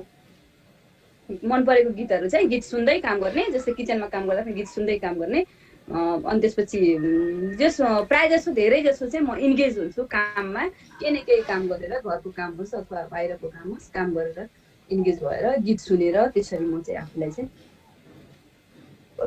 हजुर, हुन्छ, धन्यवाद आरतीजी। केही प्रश्नहरू छन् भने अब हामी अहिले प्रेजेन्ट हुनुभएको कुन्तीजीले अघि केही च्याटमा लेख्दै हुनुहुन्थ्यो है, उहाँ अहिले पनि हुनुहुन्छ भने तपाईँले डाइरेक्टली सोध्न सक्नुहुन्छ। कुन्तीजी हुनुहुन्छ तपाईँ अहिले? अनम्युट गरेर सोध्न सक्नुहुन्छ। ए मलाई I never wanted okay this the second time I'm using doctor धोजुलाई सोधौँ होला यो क्वेसन चाहिँ। मेरो 3 वर्षको बच्चा छ अनि ऊ चाहिँ एकदमै खुट्टा बजार्ने अनि त्यसपछि एकदमै चिच्याउने, उसलाई मन परेन अनि के कुरा, अनि ढोका पनि ड्याङ ड्याङ बजार्ने। अनि 5 वर्षको बच्चा मेरोलाई त उसलाई स्टार्सहरू दिएर अब रिइन्फोर्समेन्टहरू, पोजिटिभ रिइन्फोर्समेन्टहरू, अनि उसलाई चाहिँ त्यही भित्र हुन्छ नि उसलाई टाइम आउटहरू दिने त्यस्तोहरू गर्छु। यो सानो बच्चालाई चाहिँ अलिकति डिफिकल्ट भइरहेछ। हामी यो सानो बच्चाहरू यो भनौँ न उनीहरूलाई कसरी चाहिँ ह्यान्डल गर्ने, कस्तो खालको टेक्निक्सहरू युज गर्न मिल्छ, कसरी चाहिँ उसको मनको कुराहरू व्यक्त गर्नलाई सहायता गर्न मिल्छ भनेर। ओके, एउटा त्यसमा अलिकति क्ल्यारिफाई गर्न म हजुर एउटा कुरा सोध्न लाग्यो। जुन उसले अब त्यो फिटहरू स्टम्प गर्ने कुराहरू भयो होइन, अनि चिचाउने त्यसको ढोका बन्द गर्ने लेख्नु भएको छ है, त्यो अगाडि के हुन्छ? अनि चाहिँ मैले कुनै कुरा उसलाई चाहिँ यस्तो नगर न छोरी भनेर अब ऊ म पकाइरहेको ठाउँमा चाहिँ अब हुन्छ नि तातो तेलमा त्यस्तोहरू she wants to do it के everything she wants to try it out. I tell her please it's not नगर्नु भनेर भन्दाखेरि उसलाई रिस उठिहाल्छ। अनि कुनै बेला पनि she doesn't want to hear that no के, अनि कुनै पनि कुरा नगर भन्दाखेरि ऊ रिसाउने के त्यस्तो। ओके ल त्यो अगाडिको भयो होइन। सो उसले त्यो बिहेभियर त्यो अगाडि त्यो भयो एन्ड देन उसले त्यो बिहेभियर देखायो, त्यसपछि के गर्नुहुन्छ? How does that and? मैले आई डोन्ट नो, मलाई अब यो लकडाउनमा मलाई पनि साह्रै गाह्रो भन्छ, त्यही भएर पनि अब I don't know how to handle her. मैले किन त्यस्तो गरेको छोरी, तिमीलाई एकदमै रिस उठेछ हो भन्दाखेरि हो भन्छ। अब कहिलेकाहीँ तिमीलाई एकदमै रिस उठेर गरेको कि ह्याप्पी भएर गरेको भन्दाखेरि कहिलेकाहीँ मैले राम्रोसँग सोध्यो भने चाहिँ ह्याप्पी भएर गरेको भन्छ। I know she is angry होइन। Then also when I ask her very nicely she says I am happy that's why I stamp my feet भनेर भन्छ कि उसले चाहिँ। It's really very being difficult for me to handle the हुन्छ नि त्यो younger child, कसरी हामीले ह्यान्डल गर्ने बच्चाहरूलाई। मैले यसरी हजुरलाई सोधेको चाहिँ किन भन्दाखेरि अहिलेको जुन यो स्ट्रक्चर भयो नि अगाडि अहिले अनि पछि त्यसलाई चाहिँ हामीले एबिसी एनालाइसिस भन्छ कि this is what we practise हाम्रो यो बिहेभियरल इस्युजहरूमा। यसले चाहिँ पेरेन्ट्सहरूलाई हेल्प गर्छ to understand the child's behaviour better. जस्तै हजुरले बिहेभियर मलाई सोध्नुभयो नि त होइन, यस्तो बिहेभियर कसरी ह्यान्डल गर्ने भनेर। बट देन अगाडि के भएको छ भन्दाखेरि चाहिँ उसले केही डिमान्ड गरेको थियो, C wanted something done, had an expectation or a need, अनि त्यो फुलफिल नहुँदाखेरि हो नि त, अनि उसले बिहेभियर देखाएको। अनि त्यसपछि चाहिँ उसले त्यो स्टम्प गर्यो यताउता भइसकेपछि चाहिँ तपाईँले उसँग कुरा गरिरहनु भएको छ नि त होइन, यो रेस्पोन्डिङ टु हर, तिमी यस्तो भइरहेछ हो आदि इत्यादि भनिरहनु भएको छ। अब कुकिङवाला सिनारियोको हामीले एक्जाम्पल लियौँ भने she probably does not want to cook at that particular time. What she wants is to spend time with you. So उसले त्यो स्टम्पिङ गरेर ब्याङ्गिङ गरेर पाउने भने चाहिँ अटेन्सन हो क्या होइन। इट्स नट द कुकिङवाला बिहेभियर, किनभने गरेर उसँग जति पनि बन्द हुन्छ नि त्यो behaviour. She does not want to go back to cooking होला नि त त्यति बेला।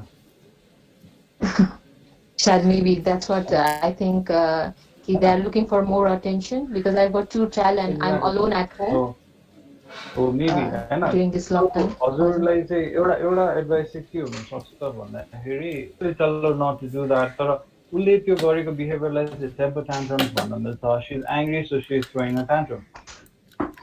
वाला बिहेभियरलाई चाहिँ हामीले रिइन्फोर्स नगर्ने भन्छौँ क्या। भनेको वेन यु गो अनि तपाईँ फकाउन जानुहुन्छ नि, त्यो फकाउनु itself is a reinforcement for her to continue the behaviour है त। त्यस्तो गऱ्यो भने चाहिँ यु जस्ट से नो, यो गरेर चाहिँ हुँदैन भन्नु, you continue with your thing अनि let her throw the tantrum for some time. She will stop, next time it happens she will do it again, she will get tired, she will stop. After a couple of times when she realises that okay यो tantrum throw गरेर त मैले I am not getting anything back भयो भने चाहिँ then she will stop है त। तर सुरुमा चाहिँ हजुरले त्यो रेस्पोन्स गर्न छोड्दाखेरि टुवर्ड्स द ट्यान्ट्रम त्यो बढ्छ ट्यान्ट्रम, किनभने सी विल थिङ्क कि ओके योभन्दा अलिकति बढी गऱ्यो भने हुन्छ होला भन्ने आशा हुन्छ नि त. So she will try a bit harder, but then if you can not give in will pass. Even the अनि screaming त्यो also. भइसकेपछि yeah, even the screaming, all of that is a part of the tantrum. ढोका बजार्नेदेखि लिएर सबै है. So rest of the time मा चाहिँ बरु you can have some creative खालको engage हुने खालको activities with her. अनि you can also maybe come up with some activities जहाँ चाहिँ त्यो दुवैजना हजुरको बच्चाहरू हुनुहुन्छ नि उनीहरूलाई सँगै इन्भल्भ पनि गराउन मिल्ने, so that competition about त्यो हुन्छ नि कसले बढी टाइम पाउने भन्दा पनि if they can do something together, त्यो भयो भने चाहिँ both will be happy along with you. Thank you so much. I'll also see you later on personally. I'll meet you. And maybe I can come to hospital somewhere. I will discuss. Maybe we can give time to some other questions. Thank you so much. I appreciate it. हुन्छ, thank you है. एउटा अब हामीसँग समय धेरै छैन. रेना म्यामलाई एउटा question आएको छ है. How do we prepare our children for the new normal भनेर सोध्नु भएको छ. हुन त अघि नै धेरै कुराहरू गरिसक्नुभयो रेना म्यामले पनि, कसरी चिल्ड्रेनको डेली रुटिनहरू मेन्टेन गरिदिएर उनीहरूको कुराहरू सुनिदिएर बुझिदिएर होइन गर्ने कसरी अब प्रिपेयर गर्न सकिन्छ होला आफ्टर लकडाउन. अब जुन नयाँ सिचुएसनमा अब हामी गइरहेछौँ होइन, अब धेरैले भनिसकेको छ अब it's gonna be a new normal. पहिला जसरी हामी इभन एडल्ट्स जसरी गर्थ्यौँ त्यसरी अब सम्भव नहुन सक्छ केही समयको लागि तत्काल. धेरै अब फिजिकल डिस्टेन्सिङको कुराहरू आइरहेको छ होइन. रेना म्याम त्यसमा केही भन्न चाहनुहुन्छ? मेन त मलाई लाग्छ कम्युनिकेसन चाहिँ कन्टिन्यू नै हुनुपर्छ.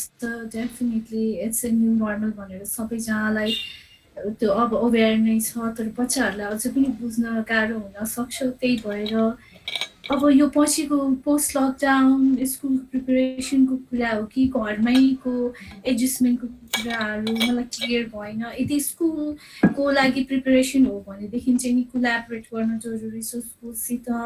त्यस्तै गरिकन के त एज अघि नै भने जस्तै प्रि स्कुलर्स हो कि अब एलिमेन्ट्री स्कुलमा हो कि प्राइमरी स्कुलमा हो, किनकि त्यसले पनि उनीहरूको अन्डरस्ट्यान्डिङको लेभललाई चाहिँ नि असर गर्छ. र हुन त अघि नै मैले नि डेभलपमेन्टलले के त प्रब्लम भएको बच्चाहरूलाई मात्र त स्केड्युल होइन, त्यो चाहिँ न्युरोटिपिकल सबैजनालाई युज गर्न मिल्छ. र म आफै पनि mother of a 10 year old छोरा छ मेरो. अनि मलाई पनि थाहा छ अहिले मैले कस्तो फेस गरिरहेको छु, उसको प्लस उसलाई कति गाह्रो भइरहेछ भन्ने कुरा. त्यही भएर स्ट्रक्चर चाहिँ मलाई लाग्छ कन्टिन्यू नै गर्न जरुरी छ. गाह्रो छ पेरेन्ट्सलाई थाहा छ, तर रिभाइज गर्न जरुरी छ. प्रि स्कुलर्सलाई पनि स्ट्रक्चरमा राख्न मिल्छ विथ ड्रइङहरूकोबाट. अनि अघि नै भने जस्तो सोसियल स्क्रिप्टहरू चाहिँ नि भनिराख्न जरुरी छ उनीहरूलाई पनि कि नयाँ सिचुएसनमा अब कस्तो हुन्छ भन्ने कुरा प्रिपेरेसनको लागि. त्यसैले के त अघि नै भनिहालेँ प्रेडिक्टेबिलिटीले गर्दाखेरि हाम्रो लाइफलाई बिहेभियर्सलाई इजी बनाउने भएर त्यो प्रेडिक्टेबिलिटी उनीहरूको फोर्थ कमिङ डेजमा पनि होस् भन्ने हिसाबले मलाई लाग्छ त्यो कम्युनिकेसन चाहिँ कन्टिन्यू गरिराख्नुपर्छ. र कोही स्कुल जानेछ भने टिचरसँग कोल्याबोरेट नयाँ सिचुएसनमा कस्तो हुन्छ, तिमी स्कुलमा कसरी सेफ रहन सक्छौ, सेफ छ कि छैन, यो कुरा सबै क्ल्यारिफिकेसन चाहिँ उनीहरूलाई अहिलेबाटै रेडी गरिराख्नुपर्छ जस्तो लाग्छ सर्टकटमा भन्दा. हजुर, थ्याङ्क यू. हामीलाई एउटा क्वेसन हाम्रो निलिमाजीले सोध्नु भएको छ है, how to deal with sexually abuse children भनेर. तर उहाँले कसलाई सोध्नु भयो, तपाईँहरू दुईजना मध्ये जसले उ गर्नुभए पनि हुन्छ. एउटा चाहिँ ल यसमा अलिकति म अप्रोचको बारेमा चाहिँ म अलिकति भन्छु होइन. अब एउटा भने त सेक्सुअली अब्युज चिल्ड्रेन भनेपछि दे हेभ अन्डरगन ट्रमा, एकदमै आघातपूर्ण खालको इन्सिडेन्टहरूबाट गुज्रिसकेको हुन्छ. सबैभन्दा पहिला हामीले गर्नुपर्ने भने चाहिँ सेफ्टी एन्ड सेक्युरिटी हो त्यो बच्चाहरूको, त्यो हामीले एन्स्योर गर्नु पऱ्यो होइन. द्याट जुन सेटिङमा अब्युज भएको थियो अरू जुन मान्छेबाट अब्युज भएको छ त्यो मान्छेको एक्सेसमा नहुनु पऱ्यो, त्योभन्दा टाढा हुनु पऱ्यो, त्यहाँबाट सेफ हुनु पऱ्यो। सो पहिला चाहिँ हामीले सेफ्टी एन्ड सेक्युरिटी को ध्यान राख्नुपर्छ। जहाँनिर त्यो बालबालिका छ त्यो ठाउँमा त्यो बालबालिका सुरक्षित छ कि छैन, ताकि अनगोइङ ट्रमा नभइरहोस् भन्ने हिसाबले, होइन, अनगोइङ अब्युज नभइरहोस् भन्ने हिसाबले। भनेपछि त्यो एउटा हामीले ध्यान दिनुपर्ने हुन्छ। नेक्स्ट भने चाहिँ अब इमिडिएट अहिले मेन्टल हेल्थ इस्यु के छ त, उनीहरूसँग बसेर कुरा गरेर छलफल गर्नुपर्ने हुन्छ। त्यो सिम्टमहरू अघि नै हामीले जुन कुराहरू गऱ्यौँ नि, इमोसनल सिम्टम पनि हुनसक्छ, बिहेभियरल सिम्टम हुनसक्छ, फिजिकल सिम्टम हुनसक्छ। धेरैजना अब्युज भएको बालबालिकाहरूमा चाहिँ यस्तो सिम्टमहरूकै मिक्सचर लिएर आउने हो।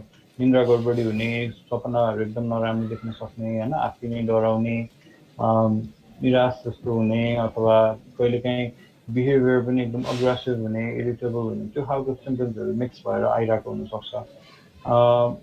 सो डेफिनेटली फेरि अघि भने जस्तै इमोसनल नमिङ पनि हुन्छ, केही पनि एक्सप्रेसै नगरिदिने, होइन, त्यस्तो खालको सिम्टम्स हुनसक्छ। अब अर्को भने चाहिँ अब ट्रमामै फोकस गरेर जाँदाखेरि चाहिँ यो ट्रमा फोकस्ड खालको थेरापीहरू हुन्छ क्या, है। अब यो अब्युजमा भने पनि एउटा ट्रमा भयो नि त, त्यो ट्रमा फोकस्ड खालको थेरापी हुन्छ जुन चाहिँ अलिकति लङ टर्म खालको थेरापीहरूमा जानुपर्ने हुनसक्छ। अब त्यो चाहिँ त्यो बालबालिकाहरूले बुझ्न सक्ने, उनीहरूको उमेरको हिसाबले कस्तो छ के छ त्यो अनुसार कुरा गर्नुपर्ने हुन्छ। जस्तै एडोलेसेन्ट्सहरू, किशोर किशोरीहरू हुनुहुन्छ भने उहाँहरूसँग चाहिँ यसरी नै सेसन गरेर कुरा गरेरै गर्न सकिन्छ होला। सानसानो बालबालिकाहरू छ भने उनीहरूलाई स्टोरिजहरू युज गरेर, पिक्चर्सहरू युज गरेर डिफ्रेन्ट कन्सेप्टहरू बुझाउनु पर्ने हुन्छ, किनभने उहाँहरूले त्यो अब्युज भन्ने कुराहरू राम्ररी बुझिसकेको पनि हुँदैन। सेफ्टीको कुराहरू त्यहाँ हामीले कुरा गर्नुपर्ने हुन्छ। भनेपछि अप्रोच डेफिनेटली डिफ्रेन्ट हुनसक्छ विथ टाइम, होइन। तर हामीले सुरुमा ध्यान दिनुपर्ने चाहिँ सेफ्टी, अनि इमिडिएट कुनै मेन्टल हेल्थ इस्यु छ भने त्यसलाई एड्रेस गर्ने, अनि ट्रमा रिलेटेड सेसन्सहरू चाहिँ हामीले फ्युचरको लागि प्लान गरेर उनीहरूलाई कसरी चाहिँ त्यो रिलेटेड तनावले कसरी असर गर्न सक्छ त फ्युचरसम्म, त्यसलाई कसरी डिल गर्ने, कसरी कोप गर्ने भन्ने कुरामा ध्यान दिनुपर्ने हुन्छ। किनभने बालबालिकालाई सानै उमेरमा ट्रमा भए पनि एकदम ठुलो उमेर हुँदासम्म पनि त्यो ट्रमाको असर परिरहेको हुनसक्छ साइकोलोजिकली। हुन्छ, थ्याङ्क यू। सुमित्राजी, तपाईँले केही क्वेसन राख्न चाहनु भएको छ, सोध्न सक्नुहुन्छ। र अब यो सायद लास्ट क्वेसन हुन्छ होला हाम्रो प्रोग्रामको लागि। हजुर भन्नुहोस्। सुमित्राजी अघिसम्म हुनुहुन्थ्यो है, अहिले हुनुहुन्छ कि हुनुहुँदैन? तपाईँको माइक म्युट छ सुमित्राजी, अनम्युट गरेर सोध्न सक्नुहुन्छ।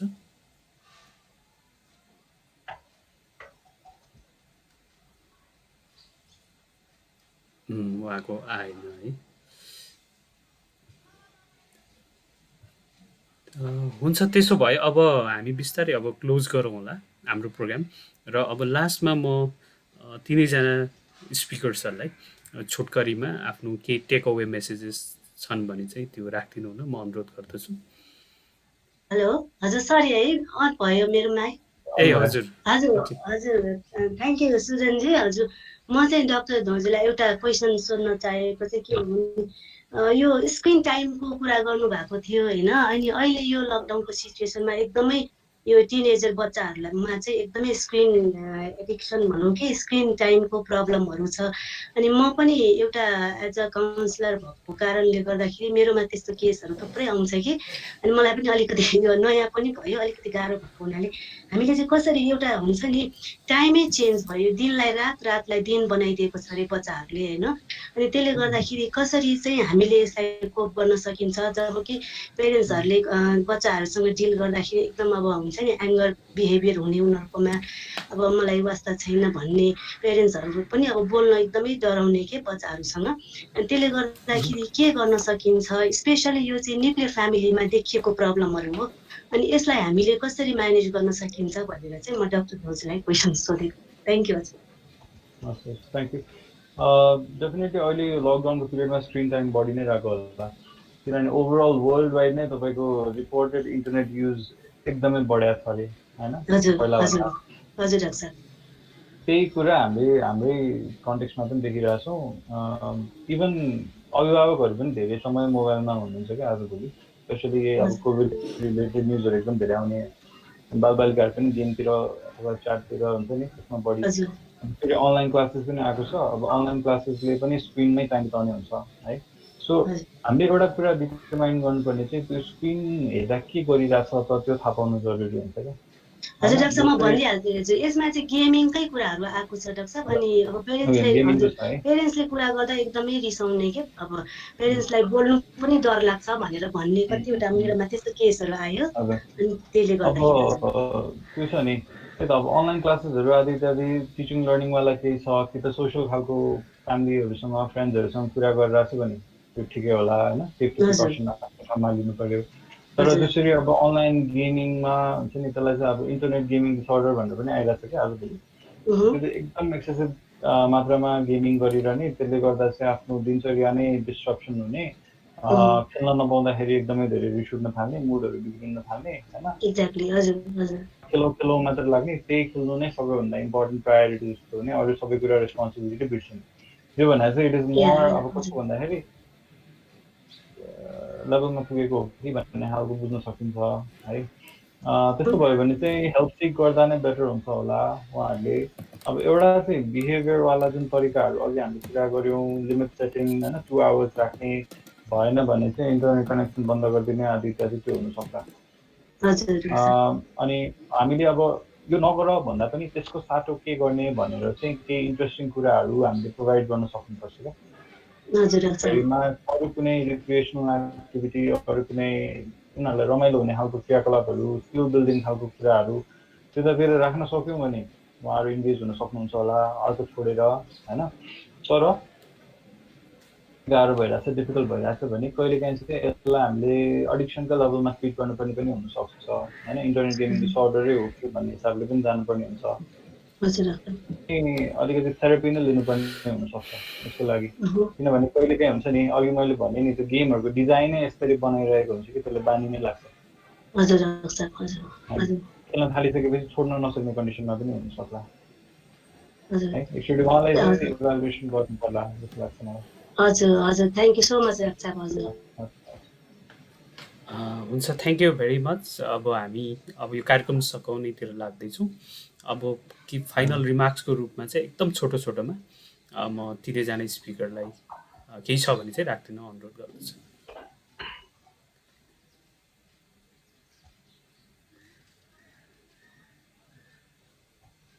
आरतीजी के भन्नुहुन्छ सुरुमा? हुन्छ, आरतीजीबाटै सुरु गरौँ न त है, उहाँ हुनुहुन्छ जसलाई, अथवा रेना म्याम सुरु गर्नुहुन्छ अनि उहाँ जोइन गर्नुहुन्छ। ठिकै छ, थ्याङ्क यू फर अर्गनाइजिङ अनि सबैजना जो पार्टिसिपेट गर्नुभयो, because it's such an important issue.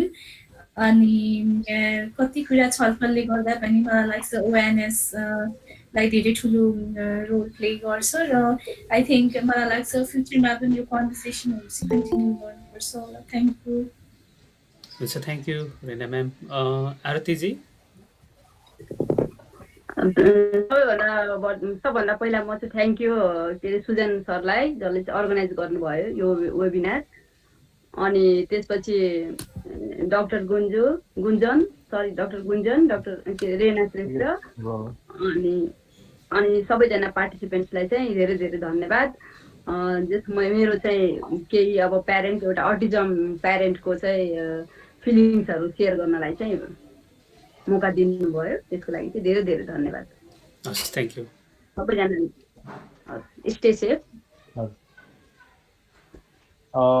मलाई चाहिँ के भन्नु मन लागिरहेको छ भन्दाखेरि हामीले जहिले पनि यो बालबालिका किशोर किशोरीको कुनै पनि इस्युको कुरा गर्दाखेरि चाहिँ सेपरेट पपुलेसन जसरी कुरा गर्छौँ होइन। अनि इभन बजेटिङ गर्दाखेरि पनि त्यस्तै भइरहेको हुन्छ, उनीहरूसँग रिलेटेड पोलिसिजहरू बनाउँदा, प्लान बनाउँदा, सर्भिसेस प्रोभिजनको कुरा गर्दाखेरि पनि त्यस्तै भइरहेको हुन्छ। तर हामीले के बुझ्नु जरुरी छ भन्दा नेपालको पपुलेसनको 40 to 50% नै चिल्ड्रेन एडल्ट हो होइन। अनि बाँकी भने चाहिँ एडल्टदेखि लिएर जिरियाट्रिक पपुलेसनहरू आउँछ। सो हामीले जहिले पनि के याद गर्नुपर्छ, जस्तो सुकै आइदर स्ट्रेस होस्, खुसी होस्, दुःख होस्, बालबालिकालाई पनि सँगै छ, उहाँहरूलाई पनि असर गरिरहेको हुन्छ यो सबै कुराले भनेर बुझेर कसरी सहज बनाउने त, उनीहरूको लागि वातावरण कसरी सहजीकरण गर्ने र उनीहरूको mental health, physical health, social well-being सबैलाई कसरी अपडेट गर्न सकिन्छ भनेर चाहिँ हामीले पनि ध्यान दिनुपर्छ जस्तो लाग्छ। हुन्छ, thank you very much doctor Gunjan. सबैजनालाई धन्यवाद छ आजको यो वेबिनारमा आइदिनु भयो र यो अर्गनाइजिङ टिममा हाम्रो पलिस्ताजी र दीपशिकाजी पनि हुनुहुन्छ, उहाँले नोट किपिङमा हेल्प गर्नुभएको छ, उहाँहरूलाई पनि धेरै धेरै धन्यवाद छ। र तीनजना वक्ताहरूलाई अझ विशेष धन्यवाद छ, तपाईँहरूले भलिन्टियर बेसिसमा आफ्नो टाइम दिनुभयो होइन, यो वेबिनार गर्नको लागि जति प्रिपरेसनहरू पनि सपोर्ट गर्नुभयो, युजफुल इनपुट्सहरू दिनुभयो, त्यसको लागि धेरै धेरै धन्यवाद छ। आगामी दिनमा पनि हामी यो वेबिनार सिरिजमा यस्तै खालको इम्पोर्टेन्ट टपिकहरूमा हामी वेबिनारहरू अर्गनाइज गर्दै नै छौँ, त्यसको पनि इन्फर्मेसनहरू हामी फ्युचरमा तपाईँहरूलाई सेयर गर्नेछौँ। म तपाईँहरूलाई अब केही समयपछि, मैले हुन त च्याट बक्समा पनि यो लिङ्क राखिदिएको छु, एउटा फिडब्याक सर्वे फर्म भनेर यस्तै 2 मिनट जति लाग्ने एउटा सर्वे फर्म, त्यो भरिदिनु हुन म तपाईँलाई रिक्वेस्ट गर्छु। त्यो फिडब्याक दिनुभयो भने हामीले गर्ने फ्युचरमा गर्ने वेबिनारहरूमा फर्दर हामीले इम्प्रुभ गर्ने ठाउँहरू छन् भने चाहिँ त्यसमा हामी काम गर्न सक्छौँ। यति भन्दै म आजको यो कार्यक्रम टुङ्ग्याउन चाहन्छु। एकदम नमस्ते सबैजनालाई, धेरै धेरै धन्यवाद। Stay safe, stay well. Bye-bye. Yes, thank you so much, Sujanji. हुन्छ, Bye-bye. Good day. okay, bye-bye.